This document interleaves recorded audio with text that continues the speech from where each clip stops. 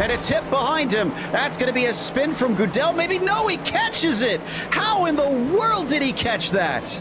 I have no idea, and I'm not sure Ryan Goodell did either, but he comes back onto the track. A little bit of a check up there around him. That was incredible. And taking advantage of that, Clayton Ham. Let's take another look at this replay. The 14, all sorts of sideways, and it starts to look like the car wants to go again. That's why he went on the apron. I thought maybe he just was slow and was trying to get out of the way, but he had to save it twice. We are indeed Brunschweiler to the inside of the pair of them. That might not necessarily be the best line unless he can get it woed up in time. He's the bravest on the brakes, and he is going to get it. Wow, the 4 moves up to 5th in a 2-1 move. Side by side between Burns and Vanderbilt. Vanderbilt has the inside, but not a nose ahead at first under braking. It starts to go back ahead. They're going to go wheel to wheel through here, giving each other space. Now it's a drag race, DJ, on who gets to the line first. And it's going to be a shorter line there for David Burns, but it's not giving any room by Johan Vanderbilt. They're going to dive down into the corner. Little bit of bumping and banging, but who's it going to be? I think it's Burns by 22 thousandths of a second. Meanwhile, up towards the front for TCRs, this has now swapped. Waring has swapped with Hardman. That took place last time by down the front stretch. Now looking to swap back. Look at this. Ascend to the inside. Hardman runs along the curb in the hairpin and just about completes the pass and does. Battle for second now up as Wager tries to send his way in for Britannia iSports. Wow, this is a three-way battle for that first position. All these guys are fighting for the lead. This is 3 wide. Really nice 3 wide going into Cunningham around to Collier. I can't tell who's going to make it out of this in front of this whole pack, but it looks like it's going to still be Hardman. Andrew Hardman doing a beautiful job to hold on to the lead there. He's been slowly working his way up through the field. I wouldn't have expected it there. Brown maybe thinking about it 2 for 1. Wow, great heads up by Johnson, who sees him coming and gives him space, and great braking by Travis Brown. I didn't think there was any way that he managed to get side by side. Nor did I, but he runs wide there, and that's going to open up the door back for Jeffrey Shulam. Wheel to wheel, fighting for the 9th position, and it looks like Shulam might have it. Travis Brown cutting back underneath. He's going to fight back on Jeffrey, who's had his hands full for just about the last 5 laps in its entirety, and unfortunately, once again, he is snookered around the outside of Sayat.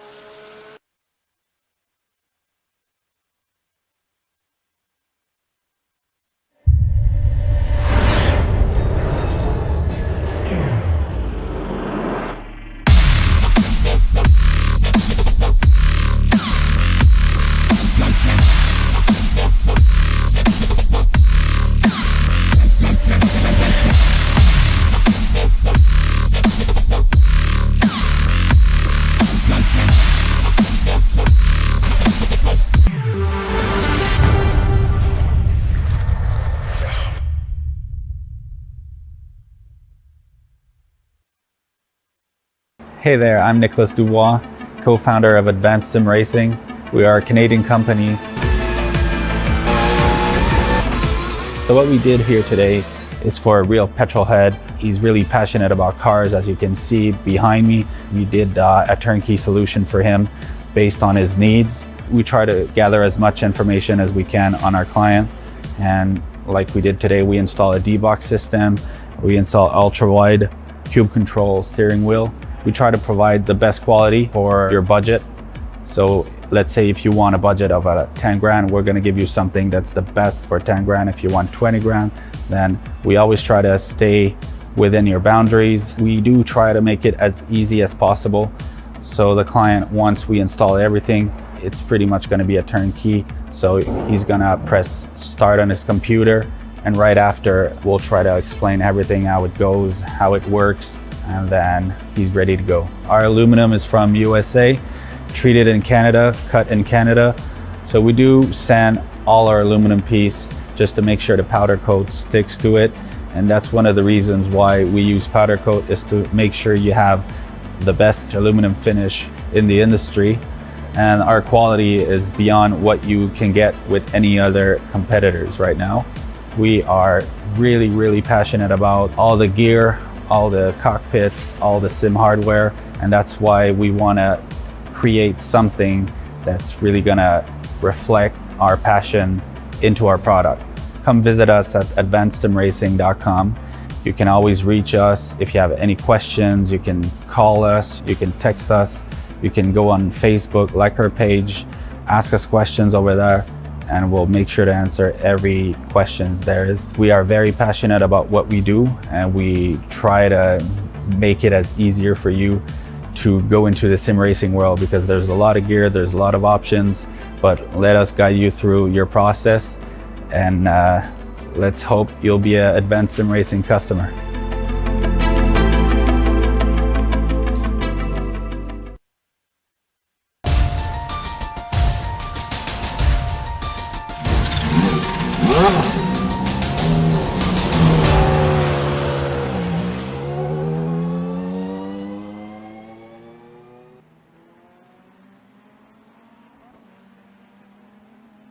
(2022) Season 2 got off to a strong start for the Precision Racing League's Thursday night series, but the one thing we saw in both races was domination from the leaders. Can they hold off the chasing pack for round 2 at another iconic duo of Grand Prix circuits? It's time to go racing in GTs and open wheelers in the PRL Ferrari GT3 and Formula 3 series, and you'll see it all live here on the Global Sim Racing channel.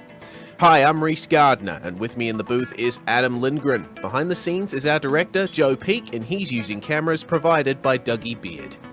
We begin the night at the Hockenheim Ring in the Ferraris, a historic venue that has taken many forms over the years. Let's check out the track guide to learn more.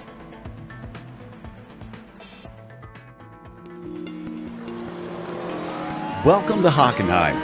Located just an hour away from the border of France, this is a German track whose nature has changed drastically over its history. Once an eye-watering blast through long straights in the forest, it has since been truncated to its current format. With 6 different layouts ranging between 2.5 and 4.5 kilometers containing 13 to 16 turns, depending on which you choose, it's got something for just about every level of racing. This means it would fit everything from club cars up to Formula 1. And that's perhaps what it's most well known for. One of the regular hosts for the German Grand Prix, it has been the scene of multiple dramatic moments, some triumphant, some tragic. Its redesign in the early 2000s gave it a few well-placed overtaking spots. The Parabolica entrance can create a good sneak attack, but even if you don't get it done there, the huge run towards the tight and slow Spitz curve is the place most well known for overtakes. If neither of those work, on rare occasions, Mercedes Corner can see drivers manage to pass one another. While the straights certainly aren't as long as the old version, it still requires a good deal of top speed to be competitive. But driver beware. Throttle control can often make or break your lap on the latter half of the circuit. All in all, German race fans can be assured to find great action no matter your tastes in racing at this fantastic venue.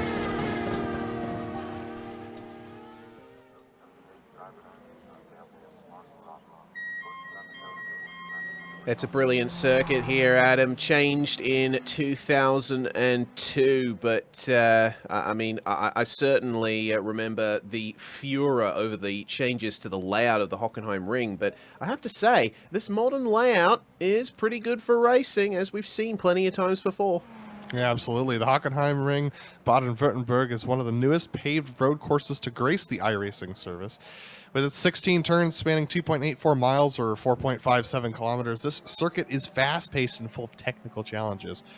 Our Ferrari drivers tonight will have to balance its infamous off-throttle oversteer, which will bite them through the Nord Curve in Mobile 1, with its necessity of rotating well through the slow-speed corners, needed for the hairpin, Mercedes, and Sachs. The best place to pass are the braking into turn 2, the hairpin, and Mercedes, with a possible move up the inside of Sachs, but I have a feeling fuel and tire management will be the name of the game here tonight, Reese. Yeah, I would say so as well. It's a 40% fuel tank restriction in the Ferrari GT3 series, which may force a pit stop. But if you manage to save a bit of fuel, you could potentially skip that pit stop entirely. We did see a couple of drivers attempt that last week at Interlagos. The end of practice is here and we can go into qualifying, but not before giving a thank to our sponsors here at the Precision Racing League. It's brought to you first and foremost by Advanced Sim Racing, owned and operated by passionate sim racers. Advanced Sim Racing designs and builds the sturdiest and most durable aluminium profile racing simulation cockpits available in the market today. Visit them at advancedsimracing.com. It's also sponsored by RaceLab. RaceLab helps you improve your driving skills with modern overlays, race statistics, and native VR integration. You can get the best out of iRacing. Start using it now for free at racelab.app. Today's broadcast is also proudly sponsored by ButtKicker. ButtKicker products add an incredible immersion and realism to any game. Feel every nuance and truly put yourself in the driver's seat. Check them out at thebutkicker.com. And finally, the PRL Ferrari GT3 Series is also brought to you by NinjaTrader.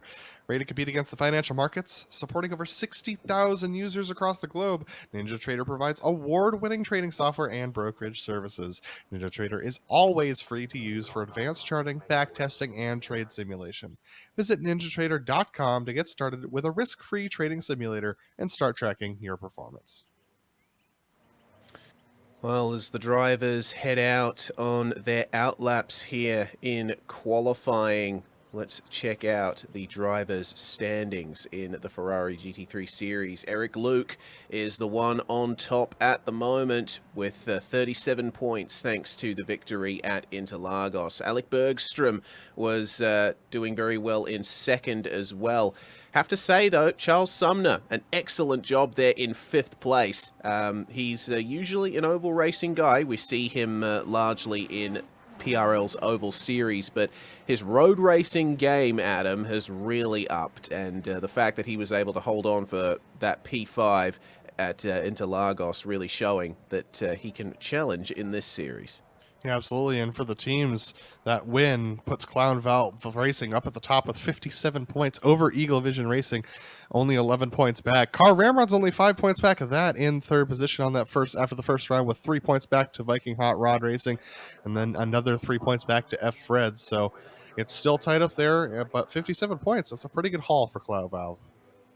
Yes, it is. And here are the race details, the way we're going to go here tonight. 35-minute race with fixed setups. The drivers can only change the brake bias on these cars, but you got to be careful with those incident limits. The off-tracks are a bit lenient here at the Hockenheim ring. You can take quite a bit of curb before you get nabbed by one, but it's going to come very quickly with a drive-through penalty at 13 incidents and a DQ at 17. And the driver getting pole here in this session is going to get an extra point, which would be incredibly nice. I'm sure Eric Luke will be hoping that he can get pole position here. He did top the practice session. Nick McLaughlin topped the practice session. Eric Luke was 3rd. Still, that's a very good performance there. Eric beginning his qualifying lap now through the Nord curve. Fastest lap, a 37.291 from Kenny Duval so far. The drivers each get 4 laps here to set a time, and 10 minutes should be just enough for that. Yeah, my guess is that we'll see most drivers take 2 laps, then hop into the pits, get some fresh tires, and get their fuel set up again, and then go again for that second set of laps if they have the time. Like you said, it's 1 minute 37s around here, so that's going to be fairly tight to do in 10 minutes, but should be possible for all these drivers. Looks like David Cristelli had an issue. He's already outgoing again, but yeah, Nick McLaughlin up to the top of the pole now with 37 flat. That's a fast time, nearly a quarter of a second ahead of Kenny Duval. Yeah, that's fantastic there. The fastest times in practice were high 1 minute 36s. McLaughlin's fastest lap in practice was 36.751, so he stands to go even faster on the second lap as Tyler Anthony goes to P2. Excellent job there from Tyler. He had an interesting run at Interlagos last week, as did this guy in the Tropicana machine, Charles Sumner, through the last couple of corners. Got to be careful over those curbs. Didn't quite maximize the exit of the final corner, though. That translates to 1 minute 39.652 for Sumner on his first lap. Let's see if he can improve on that. Yeah, this course is really challenging to do for a qualifying setting, and so 2.5 seconds off of our leader is Charles Sumner down in 13th position right now, setting his second time lap. There we come on to the Parabolica, this long curved, it's not a straight, but it serves as one, wide enough for 3 to 4 cars to go across this, and it stays that wide as you hit the braking into the hairpin. And so that is where a lot of drivers try and make their move. But that being said, if you're too shallow into the hairpin, you don't get a good exit, and that makes you lose a lot of time down to 7 and into the Mercedes turn. So just very interesting to see how these track designers have developed this course to be like that. So plenty of runoff all over this course if you get pushed off in a battle, but you're definitely going to lose some time. That you are, especially through here. Try and take as much curb as you can on the exit. You can go all the way to that red raised curb in the background there. The track really narrows up coming into this stadium section and into Sachs Curve. It's about half as wide as it is everywhere else around here. So you want to try and pull a move on the inside. You've got to be very careful. You've got to be super accurate with your lines. Let's see how Sumner does then through the last couple of corners, reprofiled as part of the 2002 changes. Takes a bit more of the curb that time around. Looks like this is going to be a 1 minute 38 for Charles Sumner. 38.496, and that will promote him just a little bit there. Yeah, up to ninth position. Place. So yeah, that's a great lap for him. Take a look at Sean Duhamel is yet to set a time. Same with Eric Evans and Baron Hilton. They're all out on track right now. So Sean comes across the line of 138.655. So he's got 2 more laps he can set. It's going to be tight to get 2 in with the qualifying time, but he might be able to get it done if he keeps it going. Eric Evans here coming through. That was Sachs corner, and now up towards Sud Curve. This section with a really complicated right and double apex right corner, just so challenging to nail off of your final turns. So coming across the line, this one's going to be fairly slow, unfortunately. A 139.393. Still, though, for Eric, that's going to be good enough for 14th. Completing times, making sure that he is setting times for the grid. That's the most important thing. What about Baron Hilton for Car Ramrod? Baron had a bit of a tough time in the NASCAR Truck Series last night. He'll be hoping for some better luck here in the Ferrari GT3s and taking lots of the curb there in the final sector. It's amazing how much of the curb and the green concrete you can actually use around here. See, that almost goes beyond the white lines, and he's perfectly legal. 1 minute 40.941 there for Baron Hilton. That is unfortunately the slowest time so far, as Eric Dube, oh dear, going for a big spin there in the banked Sachs curve. Very easy to do. You mentioned that entry oversteer for the Ferraris, Adam. Certainly Eric Dube is finding that out the hard way. Yeah, entry oversteer and off-throttle understeer, so it's just a complicated car to get right, and Paul Wildridge definitely discovered that as he hits the outside wall into Sachs as well. So quite a few drivers finding that braking into Sachs to be quite challenging. So all the drivers who are crossing the line now, they have likely finished their qualifying for the day, because we're underneath that 1 minute 37 that we're seeing for our fastest times. Kenny Duval here, third right now with a 137.291. Can he improve on this lap to possibly challenge our top 2? It's a great lap there from Kenny Duval. 1 minute 40.0 though. That looks like that lap didn't count, so he won't have time to set another one. That's still a great performance there from Kenny. Nick McLaughlin, he does not improve, unfortunately. Tyler Anthony from second position. Can he improve? The answer is no. Next up is Eric Luke. Can he improve as he crosses the line? That's a 137.3. Yes, that pushes him up to fourth position, passing Alec Bergstrom. Great stuff there. Well, Baron Hilton is going to hope in the last 20 seconds he can set a better lap time. 1 minute 39.3 there for Baron Hilton. 14th place for him. So let's see what Sumner can do. 38.4 is his fastest lap. Can he set a 1 minute 37? Yes, he can. Just slips in. Nicely done to 8th place for Charles Sumner. And there we go. That is the end of the session. And we can go through the grid for round 2 of the Precision Racing League Ferrari Fixed Challenge here at the Hockenheim Ring. The front row is going to be Nick McLaughlin and Tyler Anthony. Kenny Duval and Eric Luke on row 2, with Alec Bergstrom and Paul Wildridge starting 5th and 6th. David Cristelli and Charles Sumner will share the 4th row. Meanwhile, it's Spencer Simkovich and Mark Weil who round out the top 10. Sean Duhamel is going to start off row 6 with Eric Dubé next to him in 12th position. Brian Hoskins 13th with Baron Hilton in 14th today, with Eric Evans lining up on row 8 and 15th next to Jack Clark in 16th. Then we got David Boucher and David Herbert in 17th and 18th on row 9, with Sean Keeley in 19th position on row 10. Dexter Littlefield likely will not start. Yes, did not set a time in qualifying, though he did set a time in practice, and he looks like he's actually taken to the grid, so we will have all 20 Ferraris beginning the race here. Oh, what a beautiful looking field these Ferraris are. Can't wait to see what the first lap is going to look like, because the run into Nord Curve, turn 1, not exactly a turn 1 where you see overtaking opportunities. The drivers are going to have to wait for turn 2. There's Charles Sumner, one of the drivers on the cams today, and he has got his focus on for sure. Let's see what he can do, starting from that 8th position. Had a pretty good finish at Interlagos, has to be said. Well, as the field gets ready to pull away, these drivers are running fixed setups, so they can't change much. They've got to deal with the same settings, but if you want to up your setup game, you can check out our sponsor at the Global Sim Racing channel, The Majors Garage, home of free Baseline Plus setups. Get help from any of the garage coaches 24/7. Sign up now for awesome, affordable monthly subscriptions, telemetry, coaching, and more by simply clicking on our link in the description below. Also, if you use our special discount code, Majors GSRC, you'll get 10% off. Well, here we go then.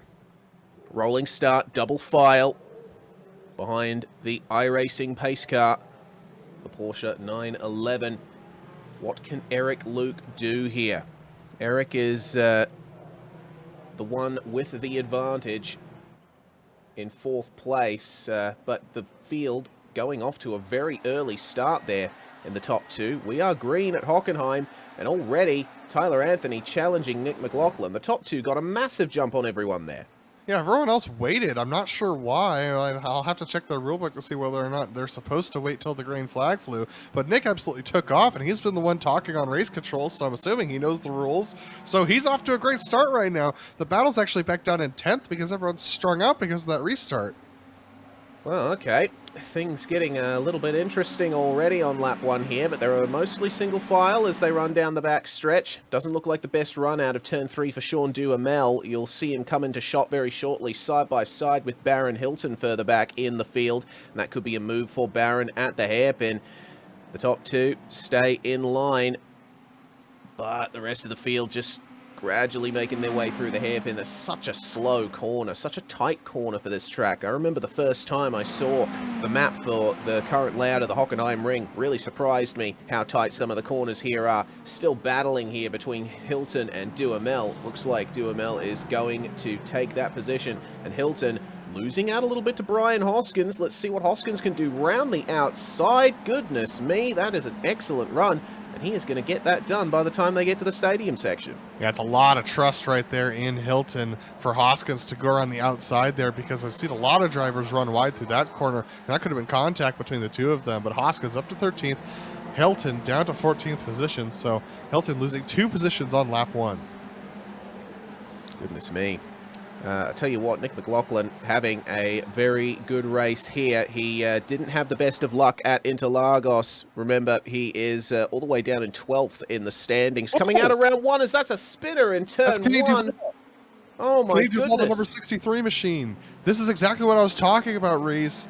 That the Ferrari wants to rotate off throttle, and that's exactly what happened to him as he came through turn 1. Such a shame for Kenny Duval after such a brilliant qualifying performance, finding the wall out of the first turn here. Actually, not quite finding the wall. He just managed to escape without damage. We'll see the full replay here. The rear end just gets light there over the curb, and he manages to... Oh, okay, so he did catch the wall there, but doesn't seem to be much in the way of visual damage. So he's at the back of the field. He is hurt a little bit, but crucially, still managing to keep going. Thank goodness for mid-engine cars, am I right, Race? But these top three have broken away from Alex Bergstrom in fourth. This is Nick McLaughlin, Tyler Anthony, and Eric Luke, who have gotten about a 1.5 second lead over Eric Bergstrom. And we had another wreck. Spencer Semkovich is around to the 112. Oh no, Ooh, Spencer, he's right right in the middle of the track. Oh goodness, take it easy, boys. Whoa, okay, everyone having to go off the circuit there to avoid him. Goodness me. That's amazing. This was off the nose of... No, this was not off the nose of Mark Fila. This was another rotation off throttle. So let's see this here. Mark Fila tucked in behind. He's going to hit the brakes a little earlier than Semkovich. And he's just going to watch Semkovich go around. Almost hit him. That was a close evasion from everybody there. Excellent incident avoidance from everyone in this field. I have to say, that's some of the best incident avoidance I've ever seen. Tyler Anthony had a problem on that lap as well. This was going through Mobile 1. He rotated around, locked up the brakes, and managed to keep going, but lost the position to Eric Luke. Yes, I just saw that myself. Very good save there from Tyler Anthony. Got on the brakes and saved it. Well, he's still running quite well in the race. Still running third place. We'll get a replay of that. Have a look at this. The rear end goes light coming into the fast corner. It's going to happen a couple of corners away from here. We'll get on board from Eric Luke's perspective. Now this corner here is pretty much flat out in the Ferrari GT3s. Coming onto this short straight on the run up to Mobile 1. And there is the slide.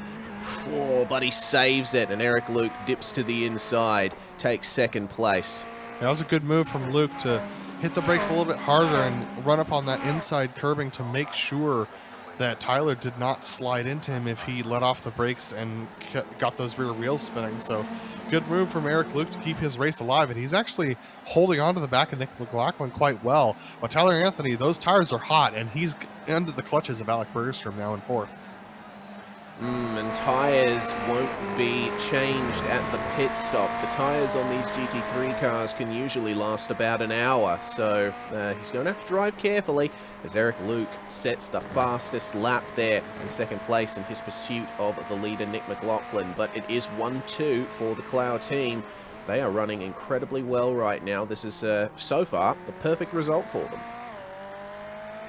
Yeah, absolutely. And you saw Alec Bergstrom. We were riding on board with him as they were going through Nord Curve turn 1, and you saw how far he went off the track. That actually probably garnered him an incident. So long as you're touching the curbing on through Nord Curve, you're probably fine. But as soon as you get off that curbing a little bit far, you're going to pick up an incident point. Not a slowdown, just an incident point. But you can see Bergstrom gaining as they approached the hairpin, and now as they exit, he's going to fall back a little bit because he did take a little bit of a look at Tyler Anthony, but that compromised his exit of the corner. Bergstrom with a second place finish at Interlagos. He'll be wanting to back that up with another podium here at Hockenheim, and you see he's right on the back of Tyler Anthony now, and Anthony goes off the track a little bit there. Seems that he's still having some issues keeping that car straight. With the tyres heating up now, it's going to be a bit of an easier ride there through the fast right-hander. And oh dear, he's still battling with that car at the apex of Sachs Curve, is Tyler Anthony. So Alec Bergstrom might be able to line up a move at the hairpin here if he can keep this up. Yeah, Alex, I've been watching Alec and his braking zones, and he's being fairly conservative on the brakes. So that's not a bad thing. It just means that he doesn't have the raw pace of these top three, and he takes Nord Curve, misses the apex quite a bit, and goes off track there. But he's been fairly conservative on his braking zones, so he's definitely looking at this race long term. He's not too worried about challenging Tyler, but someone who is worried about a challenge, Nick McLaughlin, because Eric Luke's right on his rear bumper, 4/10 away as they go through the Parabolica. And look at this. It's also on here between Eric Evans and, oh, dearie me, Baron Hilton. Going for the move at turn 2, completing it, getting it done. That was an excellent move there. And the way that corner exits, you're able to maximize the exit. But Baron Hilton, he doesn't get the best of exits from the corner. Looks like Eric Evans, though, losing out a bit once they get up to speed. So I think he's just going to back off here and allow Baron Hilton to just maintain that position. Still, Baron Hilton now up into 12th. That's a good position gain for him. Up 2 spots now.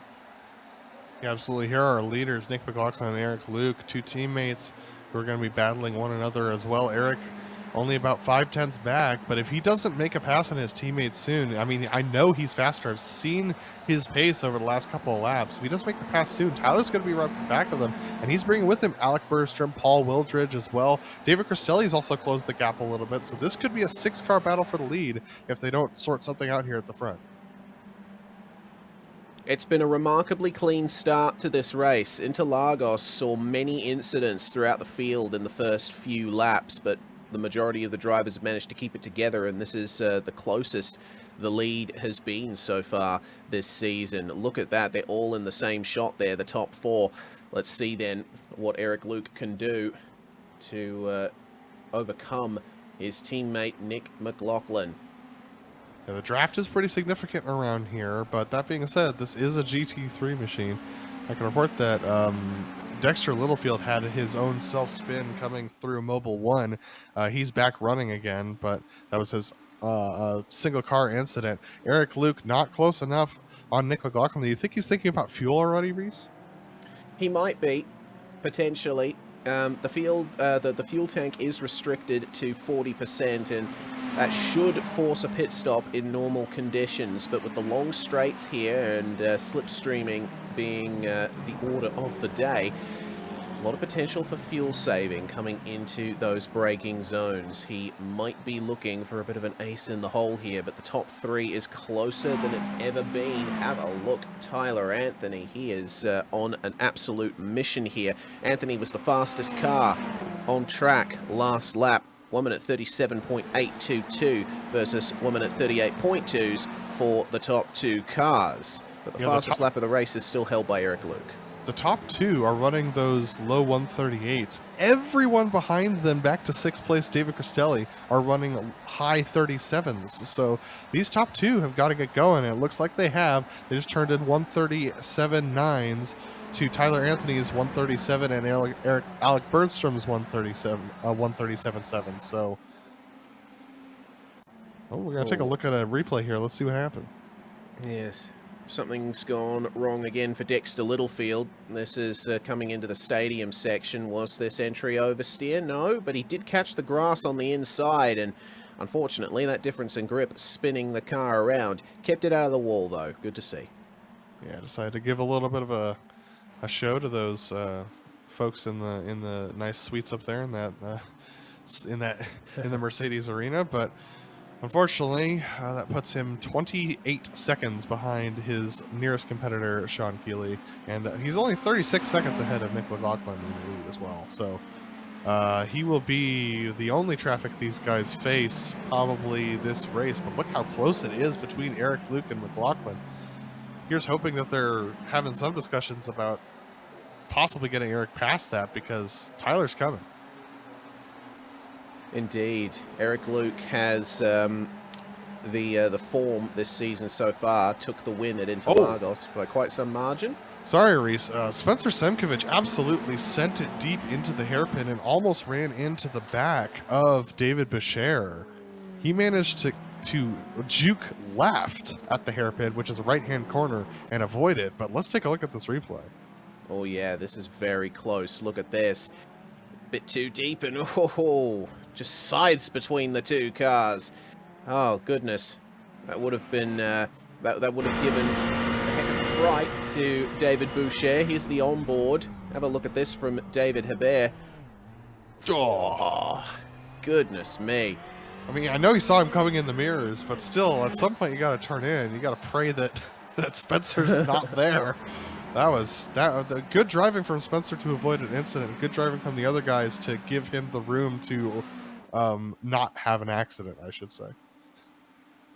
It's been pretty good incident avoidance from all the drivers so far. We're not that far into the race, though. Still yet to get to the halfway point, the top 4. Have a look at how close they are now. It's in fact, you could even include Paul Wildridge in here as well in the top 5. He is a little bit further off these guys, but it's single file running here through the Mercedes arena. And I have to say, maybe a position change is coming pretty soon here for the lead if Eric Luke can keep up this pace. But remember, they've still got to think about potentially fuel saving as well. Nick McLaughlin has had pretty good pace. And we just had a spin from David Bescher in the hairpin. This Oh, allowed... no. Oh, actually, this wasn't a spin. This was contact between... Oh, we've had a pass for the lead. Oh, we have. Goodness. There goes Eric Luke around the outside of the last 2 corners. My goodness. That was fantastic there between the leaders. So Eric Luke, with the win at Interlagos, now in the lead at Hockenheim. And Yeah, this was a slip-up. This was a slip-up from Nick McLaughlin off of Sachs. He got a little bit wide off of there and got onto the AstroTurf. This allowed Eric Luke to get side-by-side, but look at this. Tyler Anthony closing as well. He wants a piece of this pie, and so does Alec Bergstrom. Contact between Anthony and McLaughlin. Oh, okay, Nick McLaughlin is a little bit off pace here, and now that incident has made Tyler Anthony fall back into the clutches of Alec Bergstrom. It's brought Paul Wildridge into contention as well for the last position on the podium. What can Bergstrom do here? Defensive from Tyler Anthony coming down to the hairpin. Bergstrom just a little bit later on the brakes. Oh, maybe a bit too late. Went very deep into the hairpin. Can get on the throttle a little earlier, though, and protect the position from Paul Wildridge. But that one mistake from Nick McLaughlin has completely changed the face of that top 5 battle. It's now the top 2 breaking away again. I can report that David Hebert is in the pits getting some damage repair. Let's take a look at this pass, because this happened through Sachs. We're going to see it right here. You're going to see Nick McLaughlin get a little bit deep through the corner and off the exit, gets onto the AstroTurf into the grass. This allows Eric to get alongside, and Nick just can't get back on the track because he doesn't want his teammate, and Eric sweeps around the outside. Well, it's rule number 1 of racing, don't hit your teammate, and they've done very well there at the Cloud Valve team. Meanwhile, this battle for third still raging on. Alec Bergstrom wasn't able to get the move done at the hairpin. We'll see what he can do versus Tyler Anthony as they come around to start lap 10 of this 35-minute race. Easy does it into Nord Curve. Tyler Anthony taking a little bit more of the runoff there, getting a very good run indeed, but have a look at how deep Alec Bergstrom is on the brakes. Slight bit of oversteer there in the middle of turn 2. Doesn't look like there'll be a move at the hairpin this time around, but that's his view here from Paul Wildridge on this battle. Tell you what, this fighting has started to bring David Cristelli into it as well. Cristelli running in 6th place, 1 minute 38.135 versus 1 minute 39s for all 3 drivers up ahead of him. So he's got the pace right now. Yeah, absolutely. And these guys, especially Tyler Anthony, he's got to keep his focus forward, because he's down to about a second behind McLaughlin, whereas they were 3/10 behind before this whole fighting started. So Cristelli was 2 seconds behind this battle when the fighting started, so they've got to keep their focus forward. I can report that David Bescher is in the pits, a fairly long stop for him as well for fuel. 17.7 seconds in the box for Bescher, and on the lane it's going to be somewhere around... Yeah, 35 seconds in the lane for Boucher, so that's our barometer now. All right, there we go. I think the fuel stops at Interlagos were a little bit faster than that. Maybe Boucher was getting a tiny bit of damage repaired as well. We'll have to wait and see.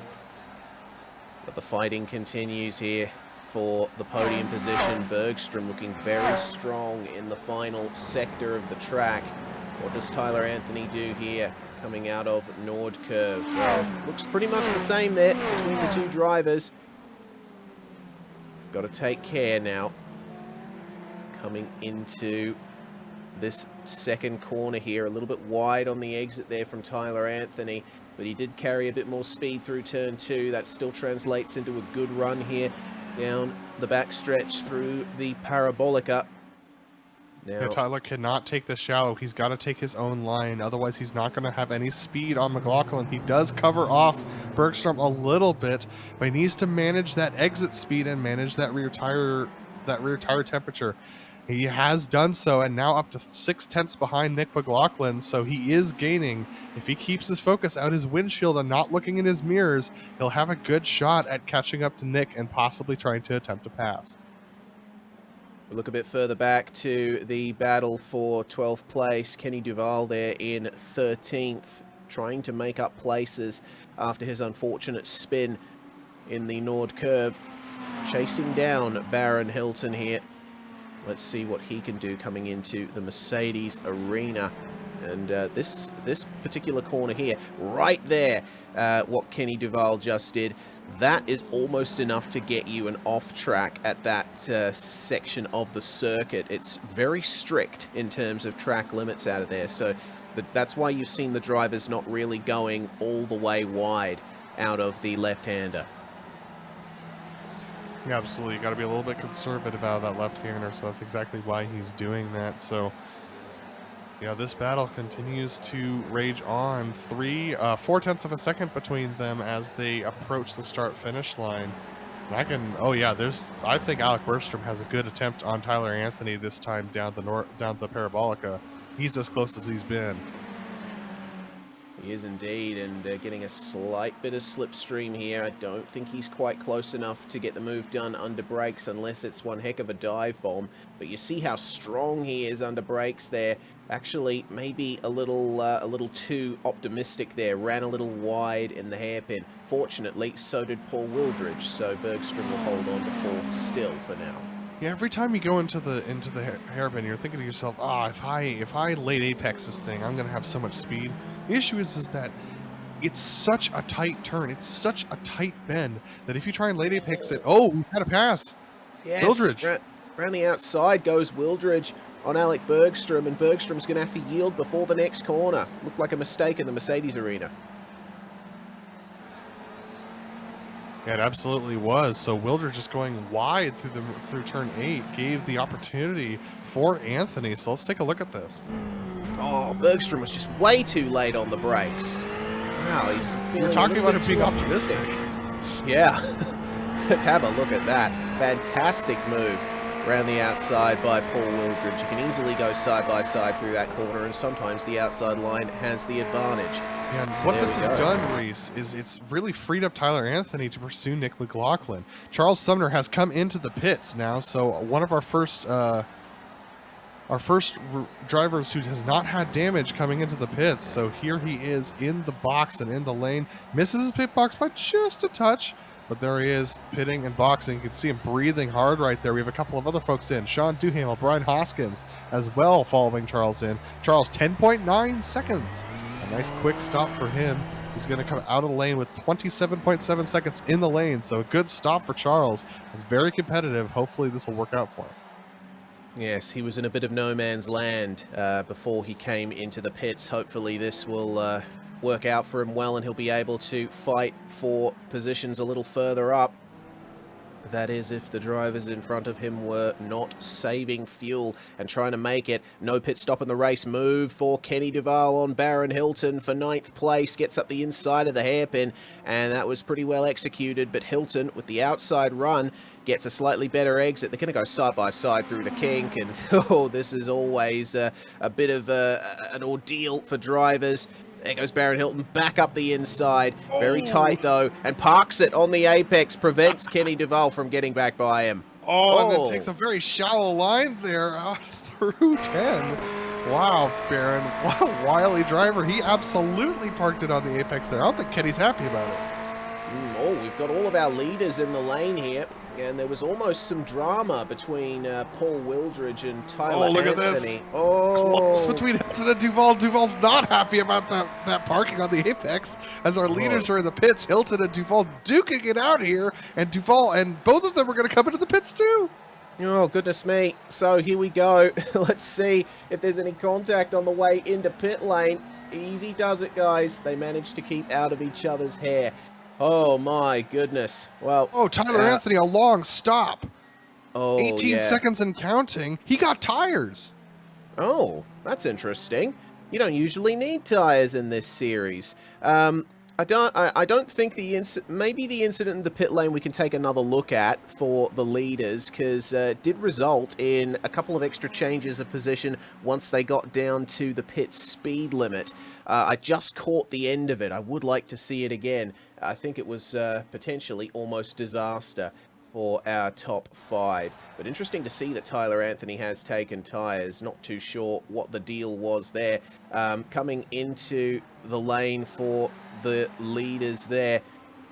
All right, here we go then. Coming into the final corner, they decide, yes, it's time. You have to go a little bit slower through the final corner to make your way into the lane, but just third and fourth, that's what we should be looking at, because when they slow down for the pit lane, it looks like Tyler Anthony slowed down a bit early there and let Paul Wildridge by. Wildridge on the brakes a little bit more, lets him go, and potentially Alec Bergstrom too. That was weird. It is weird. So after Tyler Anthony's long stop, 38 seconds in the box, he's now back at 14th, behind everyone else who's already taken pit stops. So he's 14th by merit at this point. Up in the lead. Eric Luke, he's coming into the pits again. What? Something's gone very wrong for Eric Luke. He might have been speeding on entry or exit potentially. Maybe he didn't put all the fuel that he needed in the car. But either way, that is the lead lost. He does for have Eric a black Luke. flag, yes. Oh no, it's such a shame. That's going to be a stop and hold for Eric Luke. That is disaster. So we've had two drivers who've had disastrous pit cycles. We've had Tyler Anthony and Eric Luke. And now we've got a battle for second between David Cristelli and Alec Bergstrom as Nicola McLaughlin leads this race by 4.5 seconds. Wow. Well, McLaughlin had an excellent run through the pits, certainly gained the advantage that he needed over the rest of the top 3, but now we have the battle for second on your screen. Alec Bergstrom still going incredibly deep into the hairpin, almost hooks up the late apex that time, but I think he might get a bit more time here on Cristelli if he is able to hook up the apex of that hairpin.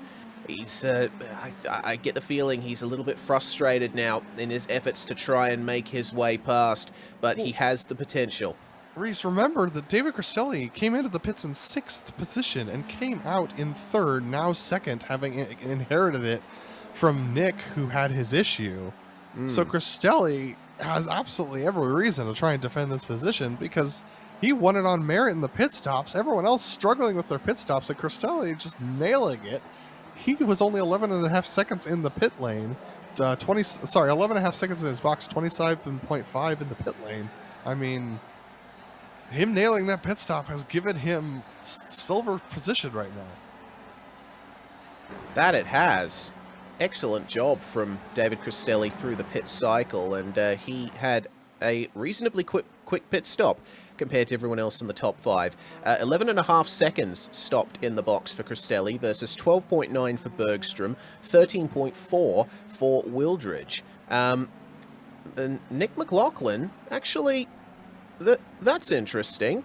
I'm looking at him on my live timing. He's got a lane time, but no stop time. Did he I've got a just stop tour time straight for through the lane? him. It's about 12 seconds for him in the stop. Apologies. My live timing not playing ball with me. Here we As go. Bergstrom, here we go. Look at this battle here. Oh, goodness. Cristelli going defensive into the hairpin, but this is going to give a little advantage to Bergstrom. That outside line now working Cristelli's got in a his fade. He's favor. got a fade. Yeah. Oh, he still leaves the door open on the inside, but Bergstrom doesn't take it.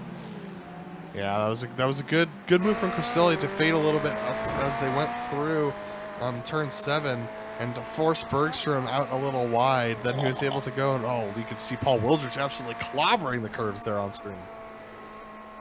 Would have ruined his exit just a little bit, but he's still in touch here with the battle for second. He could be looking at a podium if Cristelli and Bergstrom come together. This has been a very interesting race so far. What do the last 8.5 minutes have in store? I have no idea. It's been so unpredictable up to this point. But Cristelli, Bergstrom, and Wildridge locked into this battle for the final steps on the podium. Nick McLaughlin still 4.5 seconds up ahead, so I don't think he's going to get caught. Tyler Anthony down in 12th position at this point. And where did Nick end up? Eric Luke down in 16th. So he Yes. fell even further than Tyler Anthony in that pit cycle. Yeah, he did. That stop and hold really ruined Eric Luke's race. 43.6 seconds. You get a like a 42-second stop and hold for speeding on pit entry.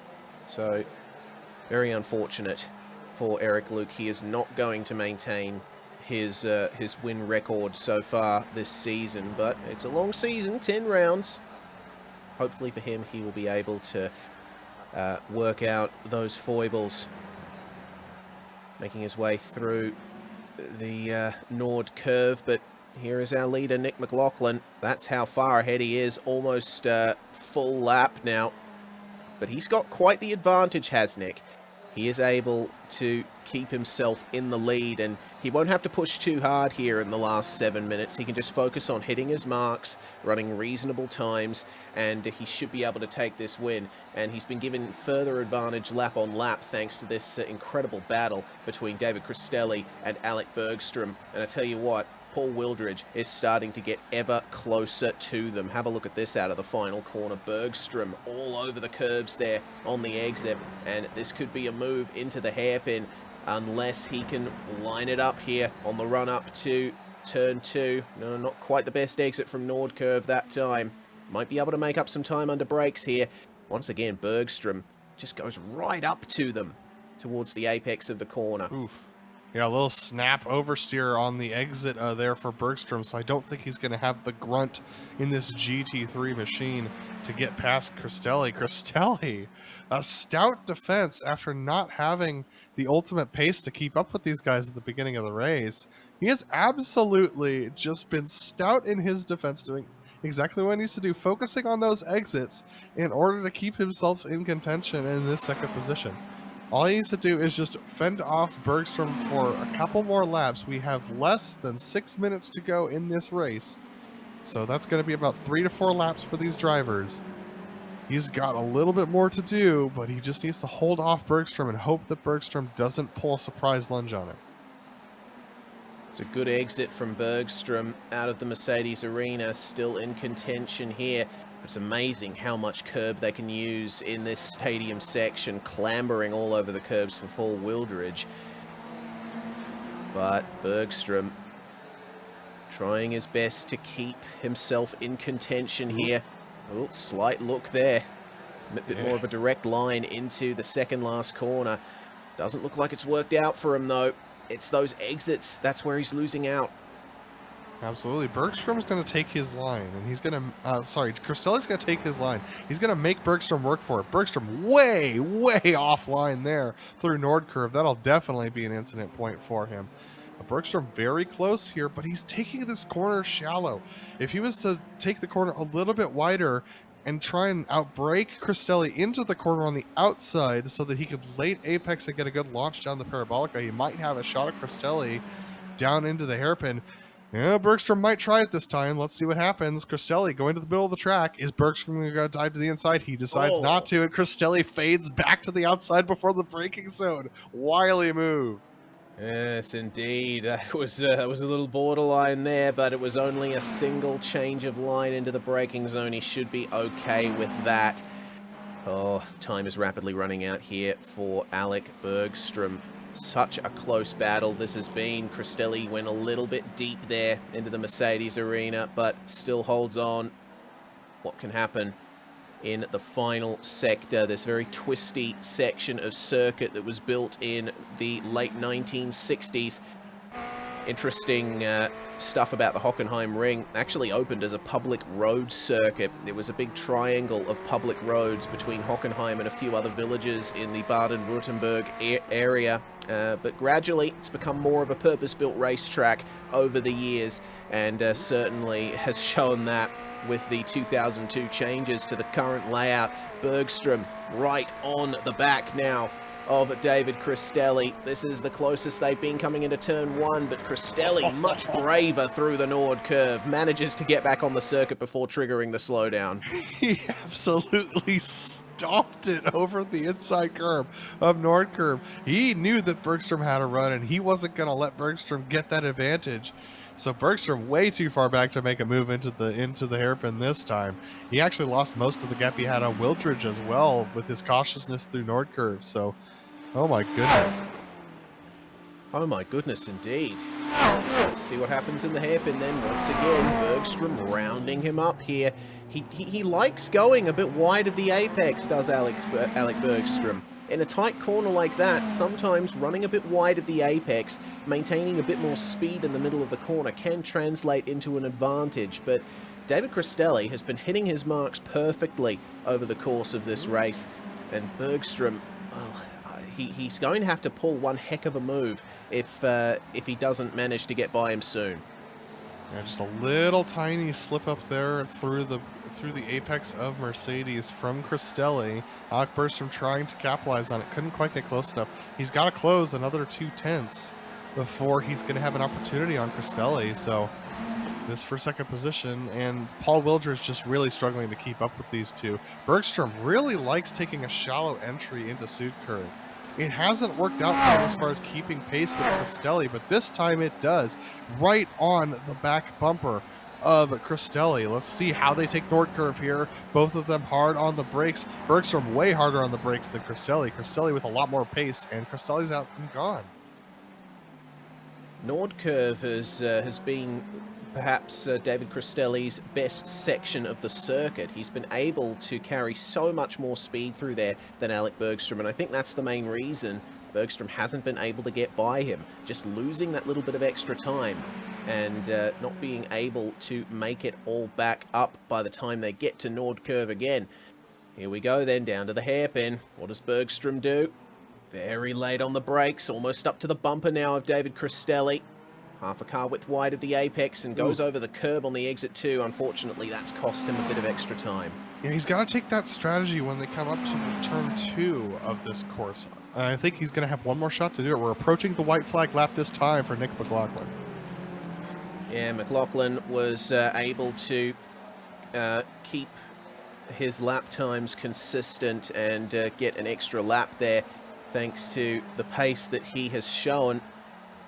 But still, fantastic lead for him. 3.5 seconds just about he holds over this battling pack for second place. This has been an absolutely scintillating race, and on board here with McLaughlin as he comes round to take the white flag.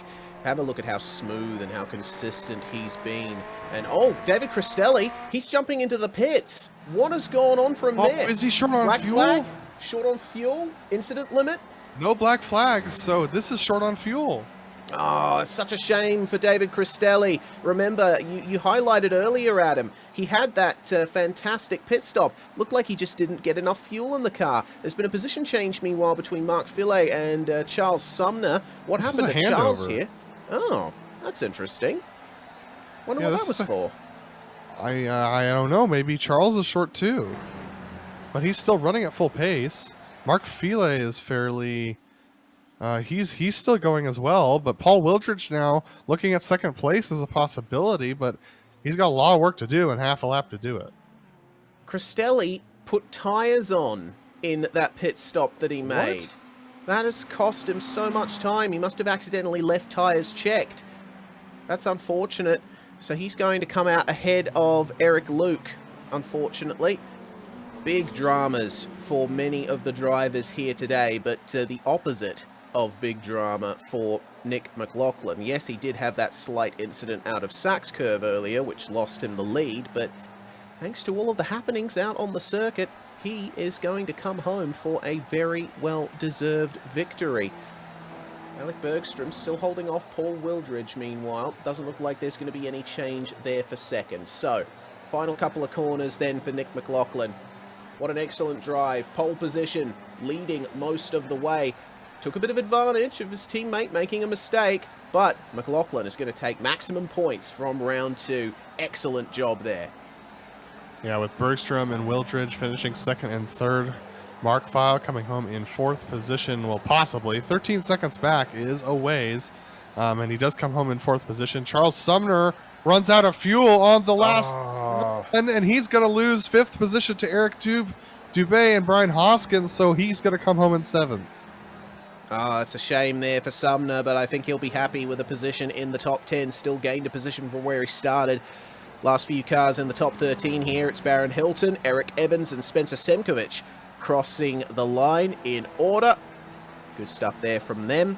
And then we get to the drivers that really suffered dramas. David Cristelli is quite some time away. He does cross the line, but with the majority of the cars finishing and no positions being changed, we can go through our race results here in the Ferrari Challenge Series at the Precision Racing League. Nick McLaughlin with a 3-second win over Alec Bergstrom. Paul Wildridge completes the podium with Mark Feil in 4th and Eric Dubé rounding out the top 5. Brian Hoskins is going to finish in 6th, with Charles Sumner running out of fuel on the final lap. He'll have to settle for 7th, but still a position up from where he started. Good night there.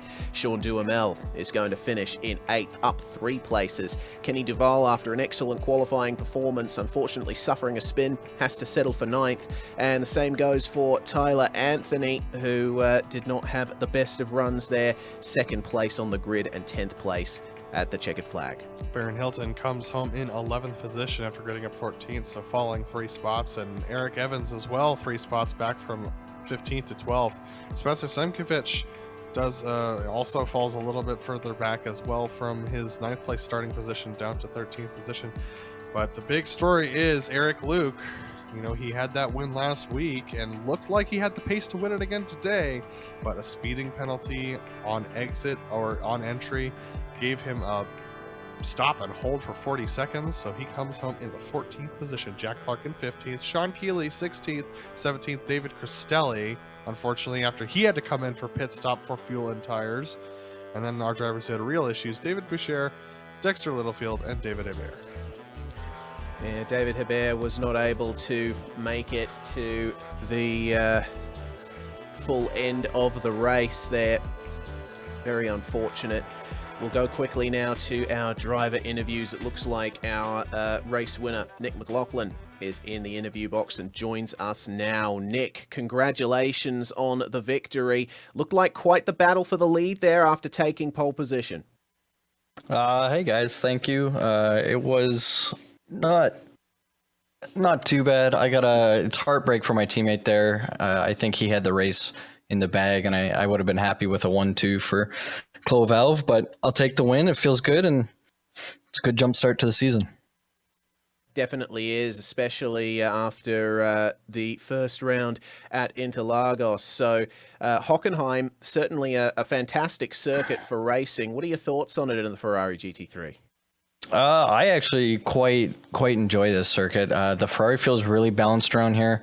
Once the tires start cooking, I'm not so strong. My pace definitely fell off, and Cristelli was catching me, I think, half a second a lap there, so I had to kind of push it a bit. But I think he had a mistake in the pits, which gave me some breathing room to bring it home. Well, nonetheless, making a victory at Hockenheim. We go to Winton Motor Raceway next week, newest road track on the iRacing service, but we're using the national layout. It's a very tight circuit, very difficult to pass. What are you expecting there?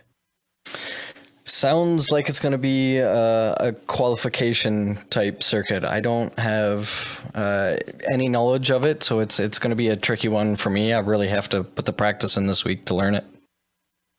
Well, hopefully translates into a good result for you once again. Before we let you go, Nick, anyone you'd like to thank? Of course, thank you guys, GSRC for putting on this broadcast, PRL for the league, and I got to give a shout out to the other drivers in this league. We got a real competitive bunch here, and it's been a blast so far. Absolutely has. That's Nick McLaughlin there, the race winner here at Hockenheim Ring. Next up, second place, Alec Bergstrom with a very strong drive to P2. It's going to be stood by with Adam Lindgren. Absolutely, Alex. I mean, Alec, you were absolutely duking it out there at the end with Cristelli, but my goodness, how hard was it to keep right on his tail towards the end of that? You were fighting hard to try and find a way past. Yeah, it was tough. I mean, this course, not super familiar with. This last weekend was kind of one of my first times really practicing this, so I really struggled with track limits, especially going into turn number 1. I noticed myself losing a lot of time there. That's kind of where I really kind of struggled and almost lost out some positions just from mishaps, and was really worried about actually getting a black flag there, just struggling in that corner.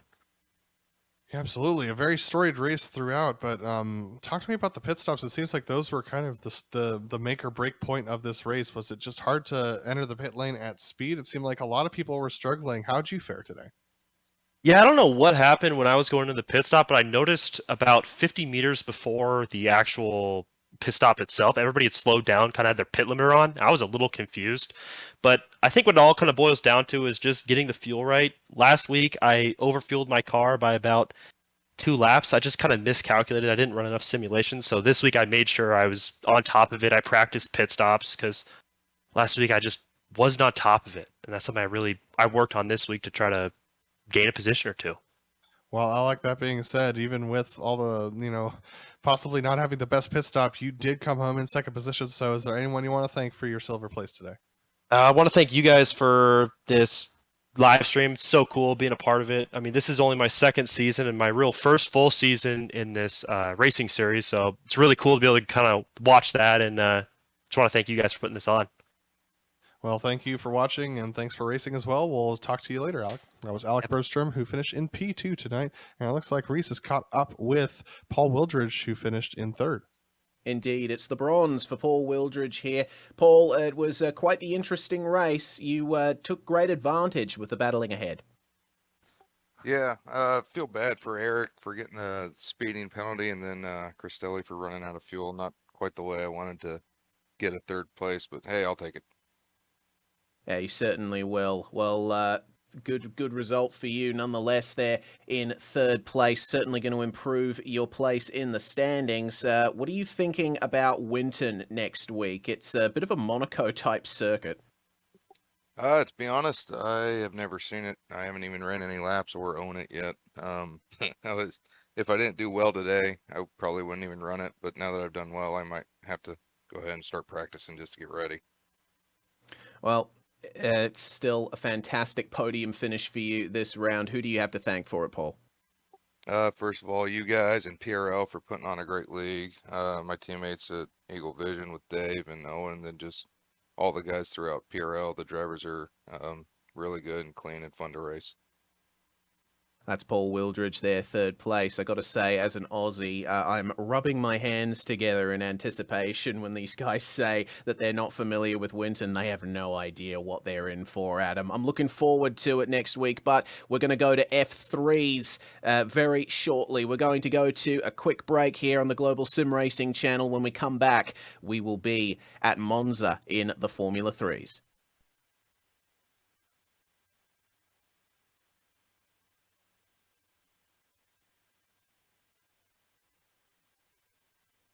Hey there, I'm Nicholas Dubois, co-founder of Advanced Sim Racing. We are a Canadian company. So what we did here today is for a real petrol head. He's really passionate about cars, as you can see behind me. We did a turnkey solution for him based on his needs. We try to gather as much information as we can on our client. And like we did today, we install a D-box system. We install ultra-wide cube control steering wheel. We try to provide the best quality for your budget. So let's say if you want a budget of 10 grand, we're gonna give you something that's the best for 10 grand. If you want 20 grand, then we always try to stay within your boundaries. We do try to make it as easy as possible. So the client, once we install everything, it's pretty much gonna be a turnkey. So he's gonna press start on his computer, and right after, we'll try to explain everything, how it goes, how it works, and then he's ready to go. Our aluminum is from USA, treated in Canada, cut in Canada. So we do sand all our aluminum piece just to make sure the powder coat sticks to it. And that's one of the reasons why we use powder coat, is to make sure you have the best aluminum finish in the industry. And our quality is beyond what you can get with any other competitors right now. We are really, really passionate about all the gear, all the cockpits, all the sim hardware, and that's why we want to create something that's really going to reflect our passion into our product. Come visit us at advancedsimracing.com. You can always reach us if you have any questions. You can call us, you can text us, you can go on Facebook, like our page, ask us questions over there, and we'll make sure to answer every questions there is. We are very passionate about what we do, and we try to make it as easier for you to go into the sim racing world, because there's a lot of gear, there's a lot of options, but let us guide you through your process, and let's hope you'll be an Advanced Sim Racing customer.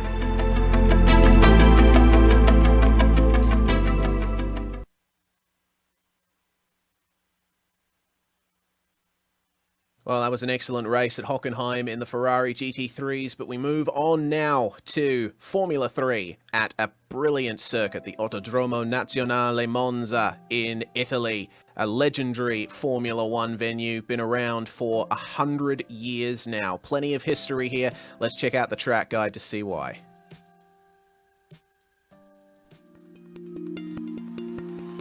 Welcome to Monza. This track has a major place in racing history, not just for the legendary races, names, and cars that have been here, but because it was the third purpose-built car racing circuit in the world. It's often discussed and reverenced among fans, and especially by Italians, who have nicknamed it the Temple of Speed. In fact, the Ferrari fans here are so famous for their devotion that they have been dubbed the Tifosi and never fail to show up in droves. While the real world offers only 3 feasible layouts to race on due to safety, in iRacing, the inclusion of the oval and the lack of safety concerns gives it a stunning 9 versions drivers can choose from. The modern GP layout is of course the most well-known, with its long history of hosting the Italian Grand Prix. But the oval and combined circuits allow those who thirst for more speed to satiate that craving with its insanely high banking. Indeed, incredible velocities are a staple of just about every version you can race here. Draft battles are not uncommon, no matter which car you're racing. But the inclusion of the chicanes makes using an outbraking maneuver a much more tricky way of overtaking. The circuit is notorious for drivers getting tangled up with each other while running side by side in these slow and cumbersome corners.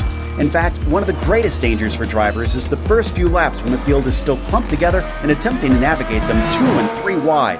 While there are other modern circuits with high-speed straights, the fact that Monza sits inside the Royal Park just north of Milan and is still tightly lined with trees heightens the sense of speed here. All in all, Monza is unmatched in its history, thrills, and great racing. Its significance in motorsports history and culture is sure to be unchallenged for years.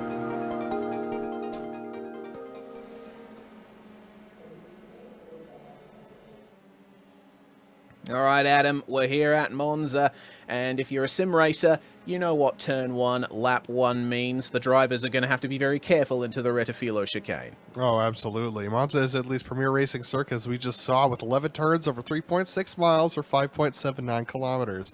This draft circuit for the F3s requires perfected corner exits and a twitchy, trimmed-out setup to be competitive and stay with the pack. Fuel strategy will be at a premium tonight, with those drivers deeper in the pack being able to save far more, reducing their box time during their pit stop if they pit with the group, or allowing them to run longer and possibly break away from the train if they so desire. This layout includes the infamous turn 1, so surviving the almost inevitable first lap pileup there, and also into Della Rosa, which has been a little bit more common of late, will be key. But with such sensitive cars and such a precision-needed track, it's going to be a tense affair, Reese. Yeah, it certainly is. Well, the drivers are in qualifying at the moment, the final 6 minutes about to start, and as of right now, it is Alex Fournier who is on pole position, provisional pole at least. Many drivers trying to get their final laps in. Let's go through the points then. Sebastian Coffret was able to take a dominant victory at Silverstone last race. Fournier was a bit off, but only 3 points behind in the standings. Michael Coffret completing the podium at Silverstone. There's plenty of opportunities here for drivers to make things up, but it seems that Fournier is the one with the pace here in Monza. Let's see if he can take that championship lead.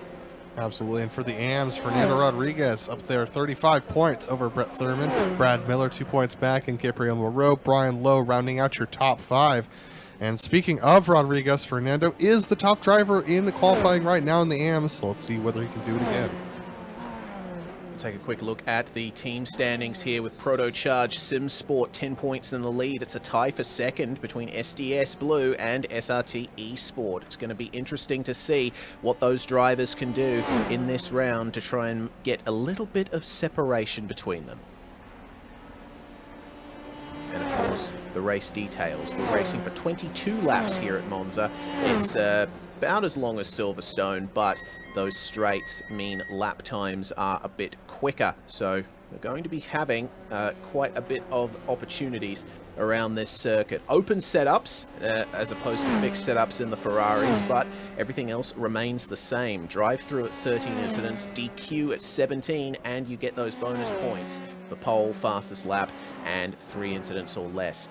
I would suspect that many drivers will be struggling to keep it under 3 incidents here.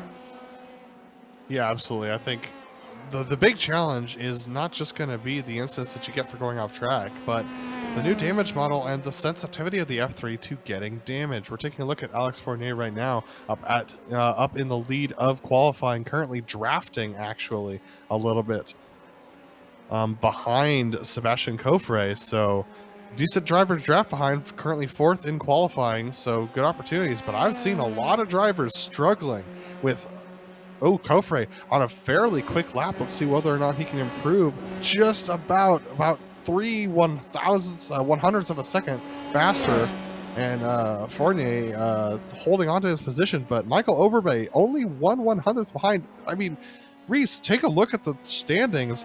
Our top 25 are under a second.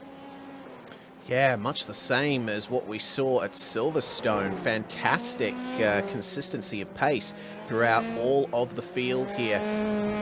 Always awesome to see. And I think it makes sense here at Monza, the fact that, you know, there aren't as many corners here, not as many opportunities to lose out on time. As we check out Stephen Ridders in 9th place at the moment. Not quite maximizing the exit of Parabolica, but that's okay. Once you get on the power, it's pretty much all she wrote at the exit of that corner. It doesn't look like that's going to be an improvement for him. Misses out on improving by 300ths of a second, but he'll probably continue to finish this lap, go for a second one. He has got a big draft there down the front stretch and just demonstrating the Rettifilo chicane. There's sausage curbs in the middle of that chicane that you have to avoid in these Formula 3 cars. Same at Della Roggia. This is the Curva Grande, a very legendary corner. Just coming towards the Ascari chicane, meanwhile, is Echevarria. And there's speed bumps at this chicane that you also have to avoid. Looks like Echevarria didn't quite nail the entry, though, so he's going to be a little bit dissatisfied with that. Yeah, absolutely. So currently down in 29th position overall for him, a little bit far back in the AM field as well. But yeah, our fastest AM driver right now, 10th, is going to be Fernando Rodriguez. So Rodriguez in a good position with Brett Thurman tucked in right behind him, actually tied with him on time to the 1,000th of a second. So those two drivers in AM, Rodriguez and Thurman, keep your eyes on them today. Indeed. Well, Thurman just went into the pits, but Rodriguez is out there at the moment. A little bit of oversteer on the exit of turn 2, but he's got quite a strong draft here. Looks like Richard Swindell's in the fellow AM car just up ahead.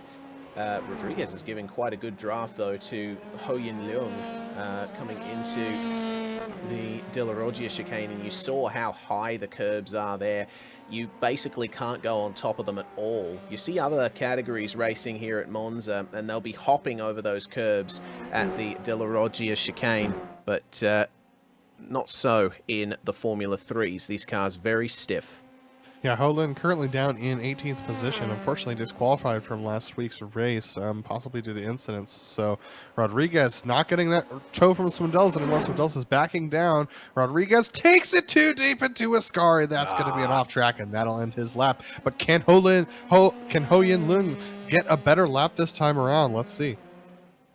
He got into the gravel just a little bit on the exit of Ascari, so that's not going to work out to a good time for him, losing some time down the back stretch towards Parabolica.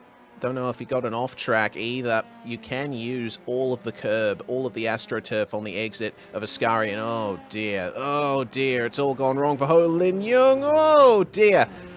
Just avoids the barrier, but that's going to be an escape back to the pits for him.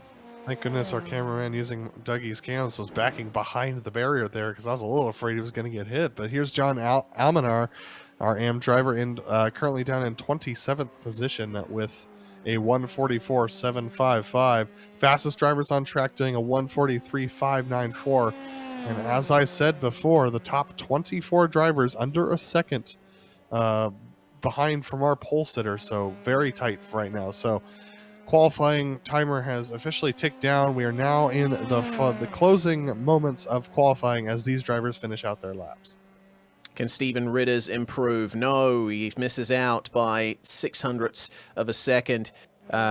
Very unfortunate there. Brian Lowe elects to go for the pit lane, and he was one of the last cars on track as Neil Alexander. That is a huge incident for him. The car completely destroyed. Looks like Karangas is looking for a little bit extra here. Oh, very aggressive over the curbs at Ascari. Looks like he is feeling pretty confident about this lap. Let's see what he can do into Parabolica. But actually, looking at that timer, it doesn't look like that's a quick time at all. I think he's just making his way back to the pits. So it looks like it's an opportune moment for us to go through the grid here at the Autodromo Nazionale Monza, round 2 of the Precision Racing League Formula 3 Series. Pole position went to Alex Fournier. He's going to start alongside Michael Overbay, with Justin Negrete in 3rd, Sebastian Coffret in 4th, with Derul starting in 5th alongside Michael Diaz. It's Palacio and Shabley on row 4, with Stephen Ritters and Mr. Rodriguez rounding out the top 10. Rodriguez being the first AM driver, with Brett Thurman tucked in behind us. The second AM driver starting off row 6 with Byron Daly next to him, pro driver. Then we got Juan Cofre in 13th with Stephen Verde in 14th. Roberto Cofre tucked in behind Juan in 15th position, and with Brad Miller next to him on row 8. Gabriel Moreau starting out row 9, another AM driver with Ho Yin Lung down in 18th position as well. And we got Takeshi Kita in 19th and C. Richards in 20th position. 21st is going to go to Ryan Berry, starting alongside Robert Ridgway. Brian Lowe and Greg Doucet start on the 12th row. Colin Heffernan and Manuel Vargas on row 13. It's John Almanar and Nicholas Karangas starting 27th to 28th. The top 30 rounded out by Richard Swindells and Mr. Echevarria. And then we've got Michael Blythe down there with Neil Alexander, starting off row 16, with row 17 being Colin Diaz and Matt Dinsmore. And then we got the only driver didn't set a time, David B. Lemon, on row 18 by his lonesome. 35 cars piling themselves down off of a standing start down into turn 1, Reese. This is going to be an interesting one for sure. Looking forward to seeing how many drivers get through it unscathed. It's going to be quite difficult to make your way through narrow lines through the Rettifilio chicane as the drivers load their way onto the grid. And as I mentioned, those very high curbs, they narrow the line quite a bit. It's a pretty warm track here, 39 degrees Celsius with an air temp of 28 degrees. So should be easy to get some warmth into those tires. Should be easy, but it's still going to be cold tires and brakes down into turn 1. So it's all about survival through this first lap. Don't even worry about what position you're in, just make it through. There's going to be carnage either at turn 1 or into De La Roja, so you've got to be careful, especially if you're in the middle of this pack. Yeah, mid-pack, basically anywhere from 10th to 30th is going to be something to watch. More drivers coming onto the grid now.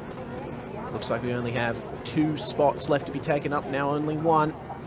Fantastic grid of Dallara Formula 3s taking the start here at Monza. So many of them out there, and that's going to be the last driver onto the grid. So now it's all on for Alex Fournier. The lights go up, the revs rise, and we are racing. at Monza. It's a pretty good start from Fournier, a very even start for our top four. Doesn't look like any drivers really losing out on the start, but Fournier goes immediately defensive into turn one. It's a good run for Michael Overbay, covers off Justin Negrete, and into turn one they go. Who is going to survive? Rettifilio. The top drivers make their way through okay. Everyone's giving each other space, but not quite. That's a big incident. Looks like Gabriel Moreau getting spun around there, as well as the purple car. Oh, Brett Thurman. Very unfortunate. Looks like Brett Thurman's going to be our first retirement in car 69. Not able to make it through turn one. He's in the pits now, but it's still Fournier who leads as a move for third. They bang wheels to Derul and Michael Overbay. It looks like Overbay losing out massively there, coming into the Lesmo corners.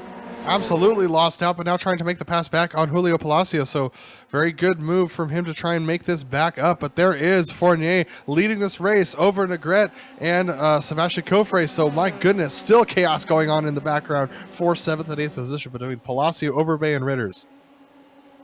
Oh, and Derul and Michael Diaz not over between them. Diaz takes it round the outside into Ascari and grabs himself 4th position. It looks like the top three, now the top six as well, starting to space each other out a bit. The majority of the field running single file now out of Ascari. They've sorted themselves out, but looks like maybe a move into Parabolica here for Julio Palacio with Michael Overbay on the outside there, just in the background. Palacio, he got up the inside, but Overbay going a little bit deeper into the corner. He's going to maintain the position on the outside. Who's going to win the race into turn one? Overbay doesn't have any draft assistance. Have a look at Stephen Ritters behind. He's going to make it 3 wide here on the front stretch.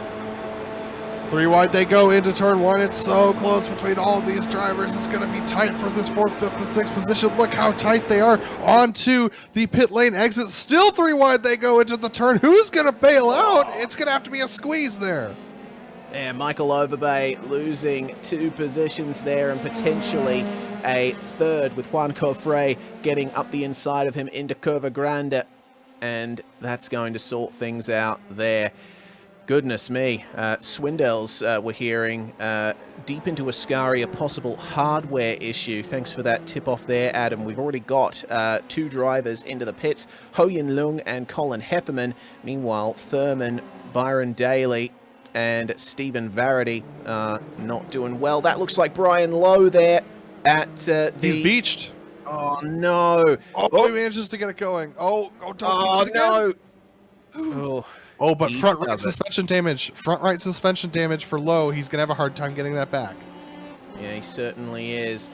Seeing some trouble for Juan Cofre here as well. He's very slow on the stretch up to Ascari. Had to pull over and let Michael Overbay and Fernando Rodriguez by. Looks like he's managed to get back up to speed, though. Unfortunate loss of position there. Oh, and something's happened to Juan Cofre. This looks definitely like a technical issue for Cofre. He just pulled over and parked it, unfortunately, so he's taken a tow and put it into the pits. Such a shame there for Mr. Cofre. Hopefully he'll be able to get it back out, but might be a bit doubtful, as Justin Negrete sets the fastest lap of the race in the draft there in car 66. Alex Fournier leads by a second, and that's still within draft range at a track like Monza. Could be a move on here for 10th. That's Roberto Cofre and Takeshi Kita making their way into the turn, and it looks like Cofre is going to keep that around the outside. You've got to be very brave to make a move up the inside into Rettifilo. And right behind him, a big gaggle for 14th and 15th. That is Greg Doucette and Richards tucked in there for 14th and 15th position. They've got Blaise and Ryan Berry tucked in behind them as well. Also to note, Karanjas in the 311 machine, he's up 15 positions from his starting spot, so he's on a good tear himself up through the field from 30th. Yeah, excellent run there. Also going up 15 positions is Michael Blaise, who's currently running in 16th. Matt Dinsmore has made his way up 14 positions to P20. So a lot of drivers making some very big gains here with all of the dramas in the first couple of laps. And meanwhile, this battle for 14th continues. Greg Doucette holding off Richards, but could be a move. No, big defensive line there from Doucette. He's going to stay ahead coming into Ascari, but that has certainly brought Michael Blaze right into it. Have a look at this. What kind of draft is going to happen coming down into Parabolica? It is draft central here at Monza as we have drivers maximizing the exit of Ascari. Move up the inside here with Richards getting up there into Parabolica, into 14th, but can Doucette hold the outside? You get on the throttle a little bit earlier, you can maintain the line, but it looks like the move is complete. These guys are being very aggressive right now, but remember, this is a 22-lap race. By the time you hit about lap 10, these rear tires are going to start sliding up from underneath you. Look at this, 3 wide we go. We're riding on board on the inside. He has that for a minute's contact.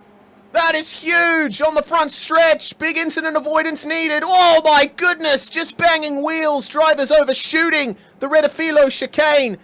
Oh my lord, that was huge. Absolutely, but it looked like the two drivers who overshot the first turn might not have too much damage, so they should be able to keep going. One of them being Ryan Barry, who's going to continue going there, but wow, that was a high-speed incident race. It certainly was. We'll take another look at it here from Barry's perspective. He goes left and then right. Oh my goodness, and locks up on the way into turn 1. And the driver behind him there, I'd be interested to see an onboard from him because... oh god, I can't quite remember who it was, but it was very interesting to see. Just a slight touch of one of the spinning cars, and went for a big old spin into the first corner. Meanwhile, the race continues. Have a look at this pack. This is insane. Absolutely. This is from for 19th on down to 28th positions. Oh, it looks like Robert Ridgway's had a big problem. Oh yeah, he has too. He's towed.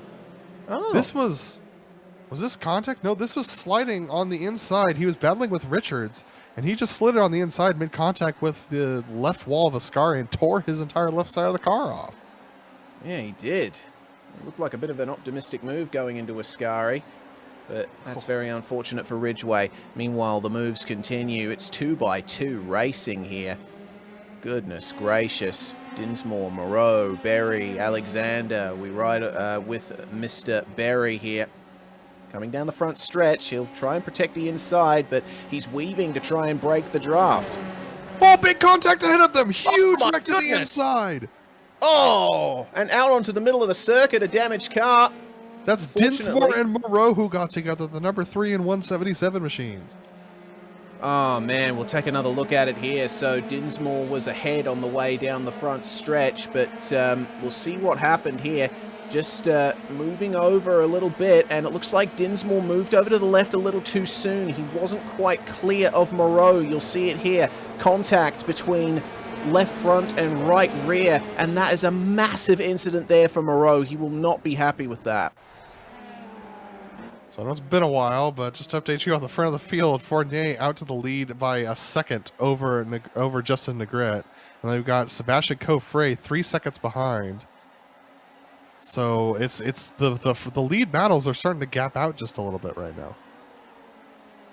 Yeah, just a little bit, but the battling further on back is nothing short of immense. Michael Diaz and Max Shabley fighting hard, with Stephen Ritters also trying to get 8th place back from Julio Palacio. Julio ended up taking that position on this lap. What can Stephen Ritters do to try and get it back? Oh, here we go. Gently does it, coming into the first corner. The draft is with Stephen Ritters. He's going to be forced to go to the outside. No, just fading to the left was Palacio to keep him behind. Oh, wow. What a race it has been so far. Absolute chaos here in the Formula 3s. But we've had drivers coming out on top. Got to take it easy, though.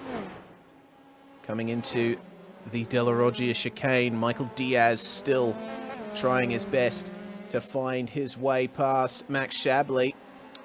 Ended up getting the move done, and Shabley, not the best exit out of the De La Roggia chicane. Not the best exit out of Lesmo 1 either. Still under a lot of pressure from Diaz, who almost rear ends him coming through Lesmo 2.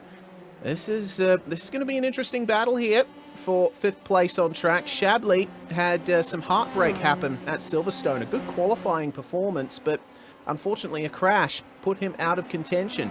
So this is going to be an excellent run for him if he can nail this. Slide oversteer through Ascari, but he maintains it. Meanwhile, we will go to a replay of the start. It was quite chaotic in the midfield as we go to the middle of the field. Cars just jumping in, and you got to slow down quite early here for the first turn. And this will be where the contact is made. Big spin there in the midfield. That was unfortunate. A lot of drivers having to take avoiding action once they saw that pile up happen, and a few drivers taking out the foam markers at turn 1 as well. Not the best start from one of the drivers at the back of the grid, but this is where the contact is made. Got to take it easy. Oh, they were going 3 wide on the way into turn 1. I mean, a lot of sim racers will be familiar with this. Lap 1, turn 1 at Monza, and that's where the contact was made. 3 wide going into Rettifilio. Just doesn't go, does it, Adam? No, not at all. And so there you see all that contact, and there's so many incidents going on throughout that first lap that it was just so hard to catch them all. So, man, it was just, I mean, just such a challenge to go in there through turn 1. But to be honest, the fact that we only had the incidents that we did at the beginning is a testament to how cautious these guys were driving. So now we're out there racing hard, and still a lot of people racing hard out there as we take a look at Fournier, still about 1.2 seconds over Negret. It's been a good drive from Alex Fournier. Pole position, leading every lap so far, and putting down some great times. Justin Negret is within draft range still. He's keeping it within about, 1 to 1.5 seconds, but he's starting to fall out of draft range now. He'll be hoping that Alex Fournier makes a mistake somewhere down the line. Remember, this is a pretty long race for these drivers, 40 minutes. There's still plenty of time for moves to be made, but with that gap, the top 2 certainly well away from the rest of the field. Could be on for 3rd pretty soon, though. Sebastian Coffret is trying to hold off Mr. Derul coming into turn 1. And still well within draft range is the driver of the number 21, but nailing those exits is the most important thing here at Monza. This is a traction track. Meanwhile, yeah, absolutely, a traction track Grande. for sure. Yeah, Curva Grande is definitely showing some trouble for these drivers. I'm taking a look at 5th position, Michael Diaz, and then also a battle for 16th. Here we go on screen between Richards and Echevarria. So this is very close for that 15th and 16th position. Well, what can Richards do to hold off the advances of Andres Echevarria? He's in the draft, and he's going to go for the inside here at Della Roggia. And it looks like a good amount of room given between those 2 drivers, and Echevarria will take the position clambering over that curb. And that's one of the places that that you can definitely pick up a slowdown here at Monza. If you use too much of that curb in the left-hander, seems like Echevarria just escaped it. But a slightly poor exit from the Lesmos might spell doom for him in this position.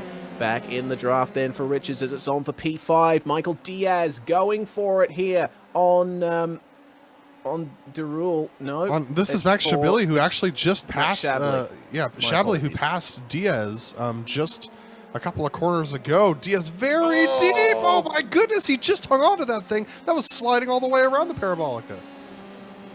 Held on to it. Good save, but that's given the advantage to Max Shabli.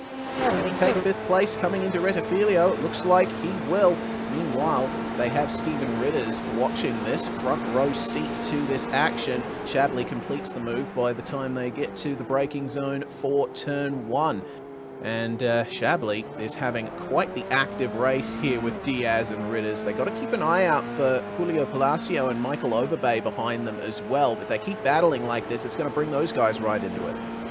Yeah, absolutely. So just, Coffret up there, 4.5 seconds behind Negret, who is 1.5 seconds behind Fournier. That's the top 3.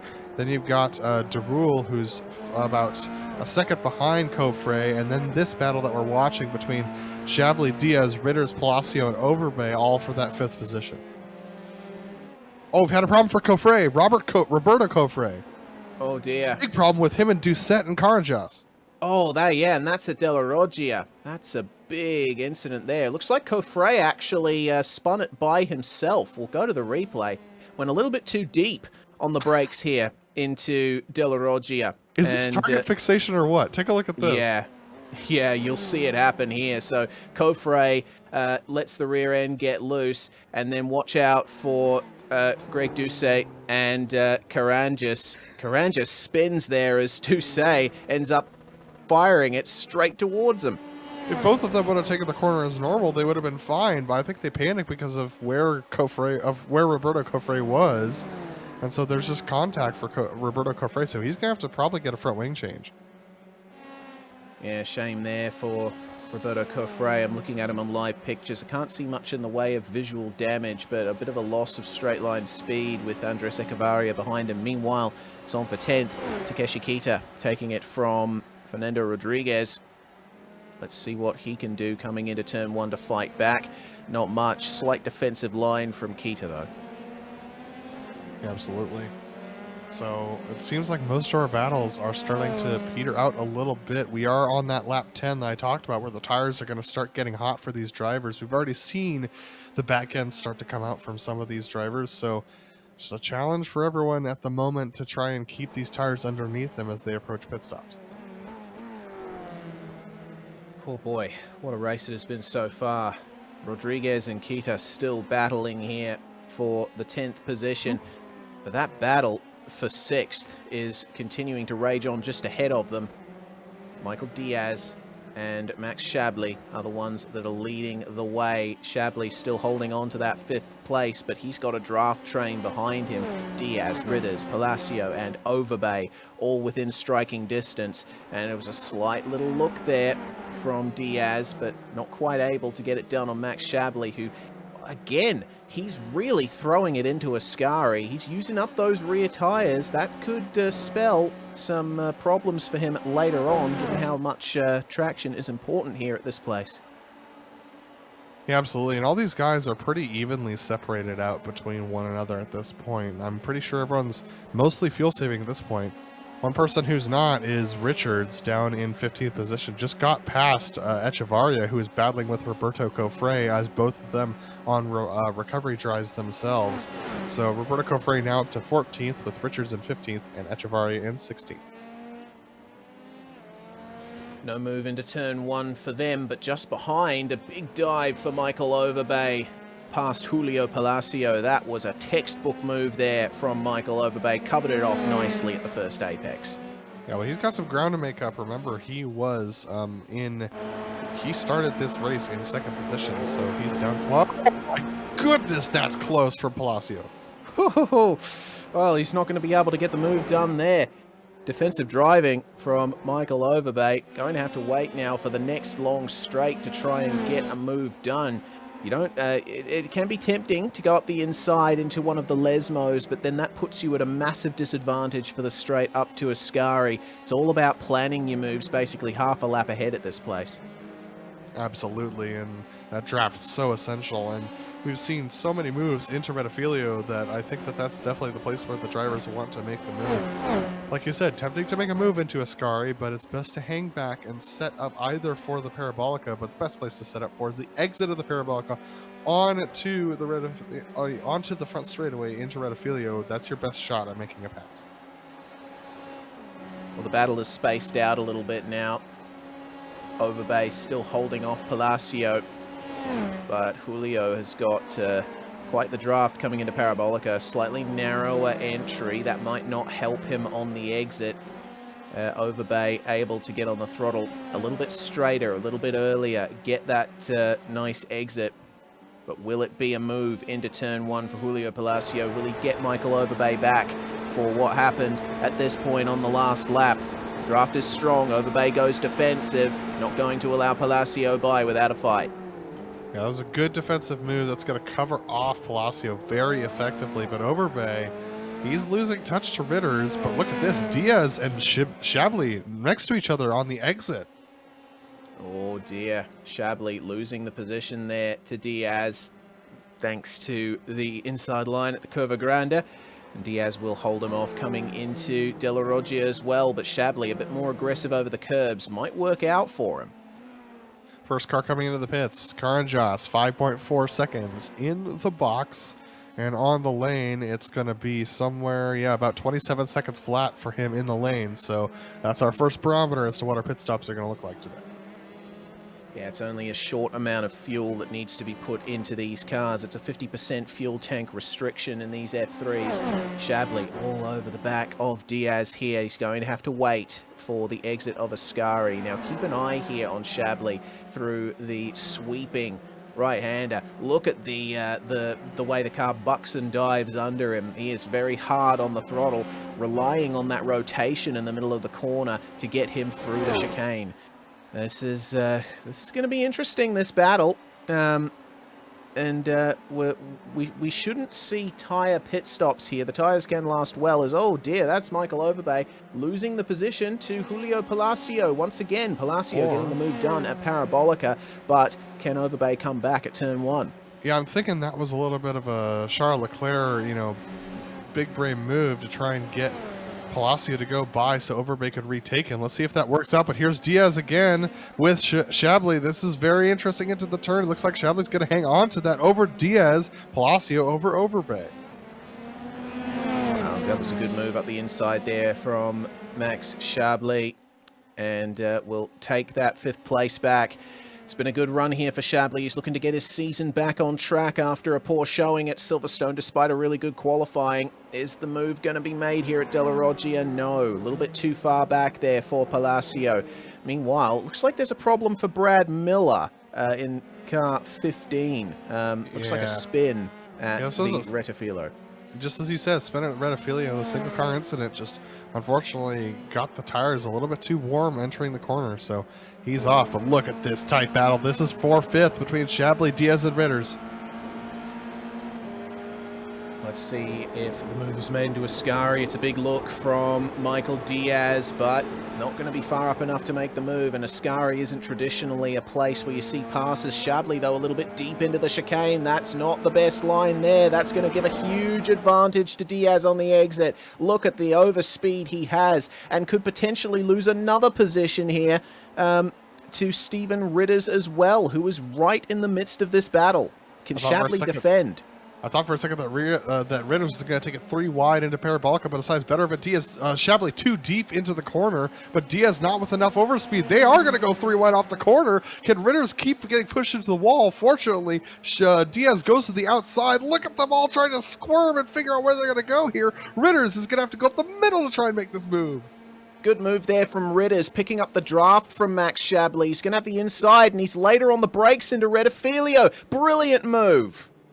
Oh, Diaz and Chablis still side by side, but Chablis is going to protect that place. But what a move that was from Stephen Ritters. Played the draft perfectly. 2 for 1, but can he hang on to it? Chablis trying to come back here as they head up towards De La Roggia, but look at this, he's backing out of it. Interesting stuff there. Well, Chablis has been driving pretty hard so far in this race. I think that he and Diaz might have to start backing off a little bit just to preserve their cars for the end of the race. We are past half race distance, but there's still quite a distance to go. And quite a few drivers who have yet to take a pit stop. Our highest driver right now who's taken a pit stop is Echevarria, who's just gotten passed by Roberto Cofre, who takes it too deep into turn 1. So he's now stranded out in the middle of turn 1 as Echevarria says, thank you very much, I'm going by. But look at this battle we got going on. Yeah, this has brought everyone in down to P10. It's a proper draft train now. There's 6 cars involved in this. That 3-way fight just up ahead is looking interesting as well.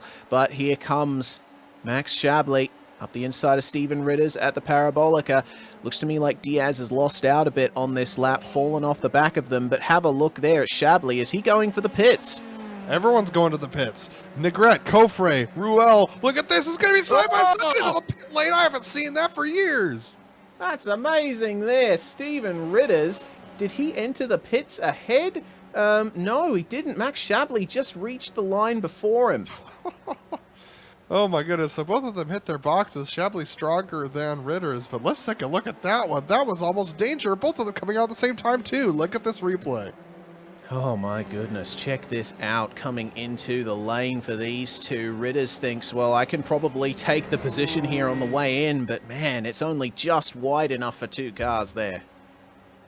And Sebastian Coffret, a long stop. I'm not sure whether he got a penalty, but he's been in the box for 33 seconds, so I believe that's a speeding penalty for Sebastian Coffret. Unfortunately for him, that's going to do his chance at being in the top 10 done. That's a big shame there for Sebastian Coffret. But we check out the 116 of Alex Fournier. He has extended his lead here and looking to make things easy. Oh dear, I've just seen Ritters a is problem off for track. Steven Ritters. Yes, I just saw that myself. Caught the sausage curb at the second apex of Della Roggia. And just like that, he goes from battling for 9th position down to 13th spot. That is a huge drop. Let's take a look at this replay. Well, he's with his Atomic SimSport teammate Takeshi Kita now. This is how it all went wrong for Steven Ritters. Great display of driving earlier, but unfortunately a bit too deep into Della Roggia, and oh goodness me, that would have done a number on the floor. I can also report that Karanjas had a problem coming up way too close behind his teammate Greg Doucette, so unfortunately he's spun around and he's this is our leader in the pits. So this is his regular stop for Fournier, 4.9 seconds. He's going to easily come back out in the lead of this race.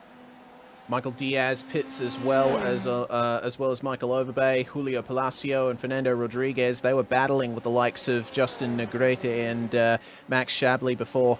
Negrete is going to move through here into second place. Brilliant stuff there. And it looks to me like Rodriguez, Richards, Berry, John Almanar, and Brad Miller also in the pits. They complete their stops. Brad Miller just jumping into his box. So that is for the third for those places. Looks like Julio Palacio and Michael Overbay just gained positions on Ritters and Kita just before. Something happened to them. Well, we saw what happened to Ritters. I'm just curious as to what happened to Kita there. So that's something I have to take a look at, but looks like everybody has taken their pit stop now, so this is now a straight up battle to the end of the race, and my goodness, Fournier 8 seconds in the lead. It's a great performance from At a Fournier. draft track race, at a draft track. Yeah, I mean, to have that kind of gap is something special. You know what? I think I might have to request a replay of Takeshi Kita and Steven Ritters at turn 1, because goodness me, this was bad luck for the teammates. They had Overbay and Julio Palacio coming out of the pits and ended up getting squeezed 3 wide. They both had to take to the runoff area. See here, a little bit further back. They were drafting with each other nicely, but they have cars that have just come out of the pits ahead of them. Now, where do they go? They almost have to force it 3 wide. Kita tries to turn in, but his teammate is still there because he's got a car on the inside. They collide. But why are you going side by side with your teammate when you got people coming out of the pits? Like, that is not the time to make the pass. Oh, that's heartbreaking for both of them, but I can take a look. A battle for second position is pretty tight. In fact, it's happening right now. A pass from the Greenwich tries to go to the outside of Ruel. Contact side pod to tire, but fortunately both of them are okay. Only Justin Negrete is doing very well here to hold on to second place, but De Ruel is keeping himself right in there. They got a lapped car just behind them of Colin Heffen, and he's not going to give them any trouble. And the fight is still going on for P4, meanwhile, just behind these guys. Michael Diaz and Max Shabley are not able to leave each other alone. There was almost a move coming into Della Roggia, but Shabley is still holding him off. Yeah, Reese, this is one of those battles where, like, if you had an F1 crew chief, like, I'm pretty sure Diaz's crew chief would say, just ride behind him and save fuel, save your stuff for the end, because it's gonna be really this battle is just taking the stuff out of them, and it's actually tends to be widening the gap to Deruel up in that 3rd position. But we've had a problem for Roberto Cofre. Oh no, another one. Roberto has not had a good race here, and it looks like he's retired from the race as a result of that. Seems it's another case of going a bit too deep into Della Roggia and spinning. He did that all by himself. No other cars were involved. But Fernando Rodriguez here leading the AM class in 10th place, and he's looking to try and pressure for 9th, it seems. Yeah, and while this is happening, Diaz just made it past Chablis. Exiting the Parabolica is not the best place to make a pass, but he's got some draft from Heffernan up ahead, who's a lapped car. They're going to be going 3 wide as they come towards the approach towards Rettifilio, side by side for Chablis and Diaz. And Chablis spins it! Diaz manages to dodge it, but oh my goodness! Chablis locked the rears there, and he is stopped now on the track, waits for a gap, and gets going again, but that is race ruined there for car 55. And that allowed Rodriguez to get past Kita during that mayhem. Indeed it did. So Rodriguez now up into 8th place, thanks to that spin for Max Chablis. But can Kita come back at him at Della Roggia? Has to stay behind. It's a bit of a fast entry into this chicane. You can make moves there, but you have to be pretty much alongside the car you're trying to pass before you can do that. Meanwhile, there's plenty of battles going on throughout the field. There's a battle for 8th and 9th that we're taking a look at here. There's a battle for 11th and 12th, 13th and 14th still up for contention. In fact, pretty much everyone from 8th to 18th is involved in a battle as, oh no, that's big trouble there at Della Roggia, car into the gravel. That's Matt Dinsmore. Dinsmore and Echevarria got together. Dinsmore is a lap down. Looks like Dinsmore made the error by himself. Something we've seen a few times before here with cars sliding at Della Roggia, but he won't be happy with the re-entry. Will Echevarria. Have a look at this. Middle of the track, and Echevarria, he had to get out of it. No contact, but he would certainly be on the blower saying, "What are you doing, mate?" Man, I mean, with 35 cars starting this race, we've had more than almost 35 minutes of chaos right now as Chablis coming into the pits. Oh dear. Wondering what this is for. This is an interesting one. He does have... Yeah, he hit the incident limit. He's got a penalty. That's such a shame for Max Chablis. Was driving so well, but maybe taking a bit too much out of it. And throwing caution to the wind. That's a drive-through for Max Chablis. 13 incidents reached. He's going to have to be careful he doesn't reach 17, otherwise it's going to be a disqualification. Meanwhile, Echevarria side by side with his teammate John Almanar coming into turn 1, and they just managed to sort themselves out. Chablis coming out of the pits just behind them. Greg Doucette is there as well. I think that was 2 more incident points for Chablis as he got into the back of Echevarria there, so that puts him really close to 17. I'd be careful to finish this race. You got to drive real cautious, Chablis. Yeah, he will have to, but he's right in the middle of a 4-car train here, which definitely puts the pressure on. What does he do from here? Does he just back off and try to preserve himself towards the end of the race, or does he throw caution to the wind? I think the latter is not the way to go. Oh, no. You got to hang on to it. You're 13th right now out of a 34-car field. You can't afford to DNF this thing. That would put you back in the realm of Roberto Cofre, so that would put you in 26th position. The points between 13th and 26th, I mean, you have to survive this. Yeah, for Max Chablis, it's just going to be a case of preserving to the end now, but he's still whatever. He's right ignoring in the me draft. anyway. yeah, he's ignoring us. Going for the move around the outside at Parabolica. It's defensive from Andres Echevarria. Is Chablis later on the brakes? Yes, he is. Echevarria yields to him, but Chablis going very wide at the exit of the corner. Echevarria gets him back on the exit. This could bring Mr. Doucet right into it. Still within the draft range. These guys running side by side, they're not going to be getting a huge advantage here. They got a slight slipstream from John Almanar. but Echevarria might have to yield here coming into turn one. Shabley a little bit later on the brakes, and have a look at Greg Doucet. He's trying his best to make his way past Echevarria, but just not going to happen with the way they entered that chicane. Just behind them, a battle between Manuel Vargas and Sebastian Coffrey goes the way of Vargas. Vargas getting past Coffrey for the 15th position. Brad Miller thinking about coming onto the back of that. Carnjoss also on a recovery drive from 2 incidents, but Coffrey, look up the inside of Vargas now into De La Roja. Sebastian Coffrey was the driver who won at Silverstone, and this has not been the best of nights for him, but making up another position, he'll be happy with that. Holding on for 15th place, for the time being. This 4-car train, there's actually 2 4-car trains from 11th to 14th and then 15th to 18th. They're separated by quite some margin, though. Yeah, it looks like everyone else has separated out fairly evenly throughout the field. So these are the 2 big battles. There's our leader, Alex Fournier. Look how far ahead he is. That's 7.5 seconds. Unbelievable. I mean, he's absolutely flying, and Justin Negrete is not putting in slow laps. He was 0.2 faster than Fournier on that lap alone. But their fastest laps are not too far apart. It's just that Fournier's a little bit more consistent. But look at this battle. This is Doucet and Echevarria right now. Side by side out of Parabolica. Doucet moving over a little bit to try and squeeze Echevarria potentially. There's plenty of space here on this front stretch. Will they be able to make it through turns 1 and 2 in one piece? Doucet has the inside, but Echevarria a little bit later on the brakes. He's going to try and maintain it side by side. Excellent defending there, and will keep that position. Goodness me, it's rare that you see side by side all the way through Retophilia, but those drivers made it work.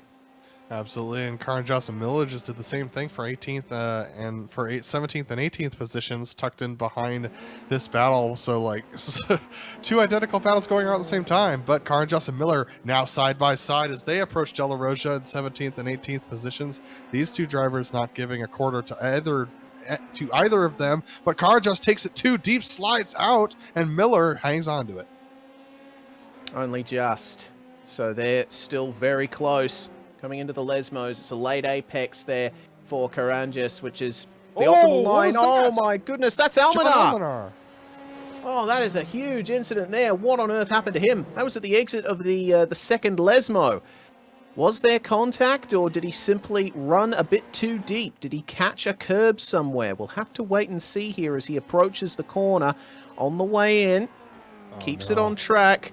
But, he just catches the gravel and slams into the wall. I saw his angle on turn-in. It was too shallow. It absolutely slingshotted him over that curb on the outside, and he hits the wall. That's him retired, unfortunately. But final lap for this driver, Alex Fournier, absolutely dominant out front. He's been losing some time to Negrete over the last couple laps, but with 6 seconds in the bag, it's not really that much to worry about.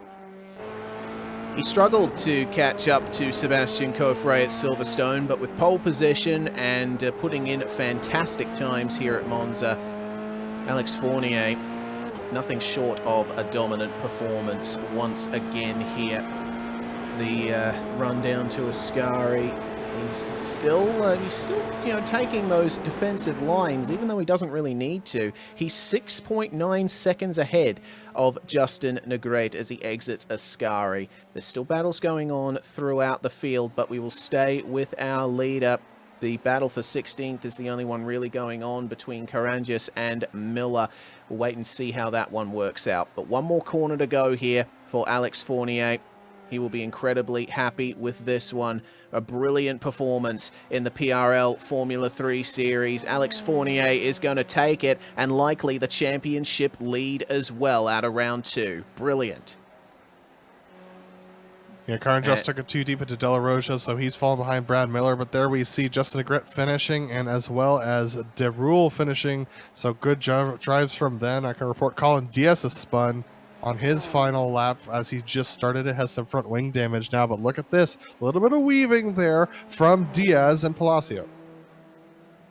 Yeah, Diaz and Miller, they're working out quite well here. It looks like Miller managed to get the advantage. You mentioned that incident between them at Della Roggia. Carangas with a big oversteer moment that just allowed Miller by and into 16th place, and he will hold on to that out of Parabolica if he can nail the exit, and he does, but it's very, very wide there for Carangas. Might as well take a little bit more of the track if you're under the incident limit, and that's going to be 16th secured there for Brad Miller, where he started. Okay, deep breath, Reese. Big, deep breath. We'll take a very quick break here on the Global Sim Racing channel. When we come back, we will have our race results and interviews with our top three. You're watching the Precision Racing League Formula 3 series.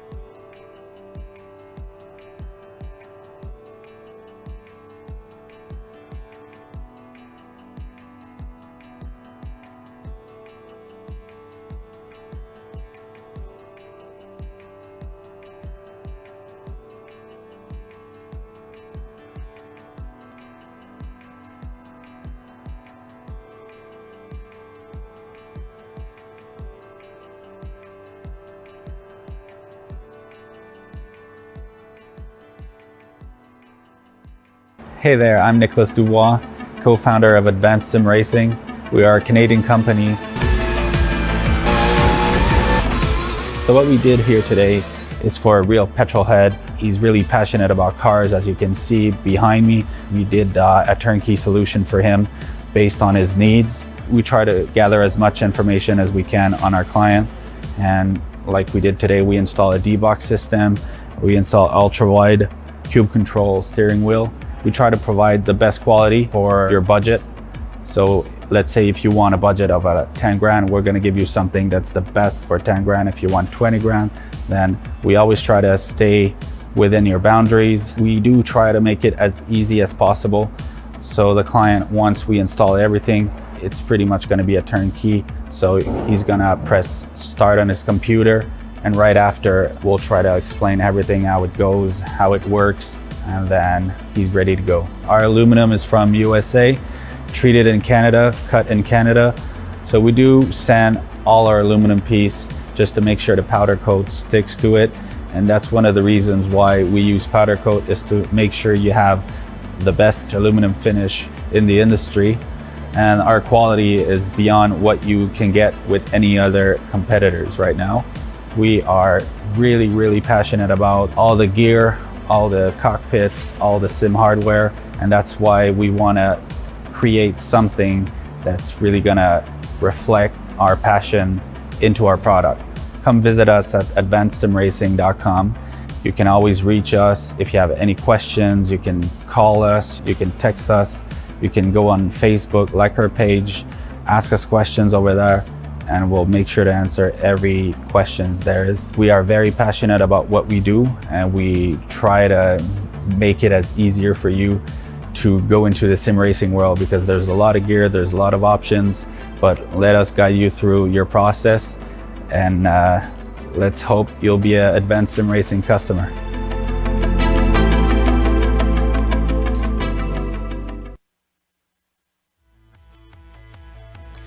Well, in the public park of Monza, it was Alex Fournier who dominated. Car 116 takes the race win, 6.5 seconds ahead of Justin Negrete.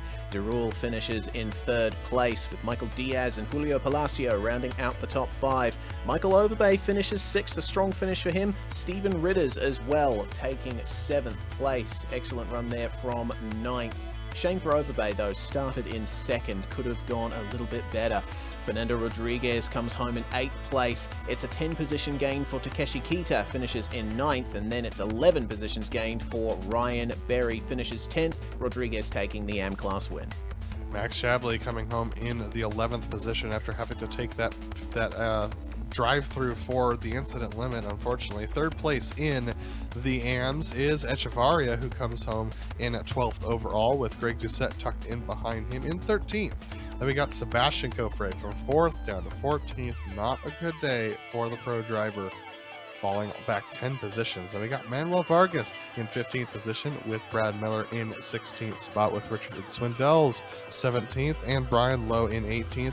C. Richards down in 19th position, and then Karan Joss having quite a few battles, but unfortunately back in 20th position. Neil Alexander and Colin Diaz are the ones who round out our field on the lead lap. It's a lap down for Colin Heffernan and Brett Thurman. It's 2 laps down for John Almanar, with a huge crash out of the second Lesmo, and Ho Yin Leung not having as much of a good run either. Roberto Coffre retiring, and it's a long list of retirements here. Matt Dinsmore, Gabriel Moreau, Michael Blaze, Robert Ridgway, 31st classified, and on the first lap, Juan Coffre, Stephen Varady, and Byron Daly were unable to make it on to lap 2. David Lehman did not take the start there in the 35th and final car. Oh, goodness gracious me, Adam. That was a pretty chaotic race here at Monza. Formula 3 always turns it up in terms of close racing, but Alex Fournier, nothing short of a dominant performance. He'll be very happy with that, and he'll be hoping to take it into future rounds. Yeah, it definitely wasn't close for him at the front. He ran away, quite frankly, from lap 1 and just never looked back. Negrete also doing a great job of holding off to Rule. So, I mean, these pro drivers at the front of this field, they're a class of their own, to be honest. But honestly, the driver who's worth the talking points is Rodriguez. Yet again, another win, second win of the season for him, and getting past Takeshi Kita, who we know is fairly quick himself. So 8th position overall for Rodriguez with the AM win. I mean, what a great job today. Yeah, indeed. Fantastic stuff. Well, that's going to wrap things up here tonight for the Precision Racing League Thursday night series. Some fantastic racing all up throughout the field. We've got to give a big thanks to our sponsor, GSRC, the Majors Garage, home of free baseline plus setups, 24/7 coaching, and more. Check out our link in the description below and use our special discount code MajorsGSRC for 10% off. Series sponsors at the Precision Racing League: Advanced Sim Racing. They design and build the sturdiest and most durable aluminium profile racing simulation cockpits available in the market today. Visit them at advancedsimracing.com. RaceLab. It helps you to improve your driving skills. Start using it now for free at racelab.app. ButtKicker. Feel what you've been missing at thebuttkicker.com. And finally, NinjaTrader. Visit NinjaTrader.com and get started with a risk-free trading simulator to start tracking your performance. Thanks must also go to the companies that provide the software and hardware for our broadcasts, listed here on your screen. Additional thanks to June Lalonde, who provides our wonderful music. Check out her Bandcamp for more awesome work. Thanks to the team today, Adam, Joe, and Dougie. I'm Reese. You can find more info about GSRC at globalsimracingchannel.com or through our social media on the bottom of the screen. Also, please check out our merchandise store at gsrc.storenvy.com. We keep a link in the description below. Don't forget to subscribe to our YouTube channel as well so you don't miss a moment here on GSRC. Next up for the Precision Racing League Thursday series, the Ferraris are racing at Winton National and the Formula 3s are racing at Bathurst. That's going to be a fun one. Aussie double. That's my kind of night. That'll be on the 7th of April at 8:30 p.m. Eastern. We also have upcoming races for other series listed on the screen, so check those out and mark them down on your calendar. Looking forward to the Majors series, the Lotus 79 at Phoenix. But the next broadcast on GSRC is going to be the Grand Prix Legends series at Zolder, Saturday, April 2nd, 9:30 a.m. Eastern. Until next time, race clean, race hard, and we'll see you on the track.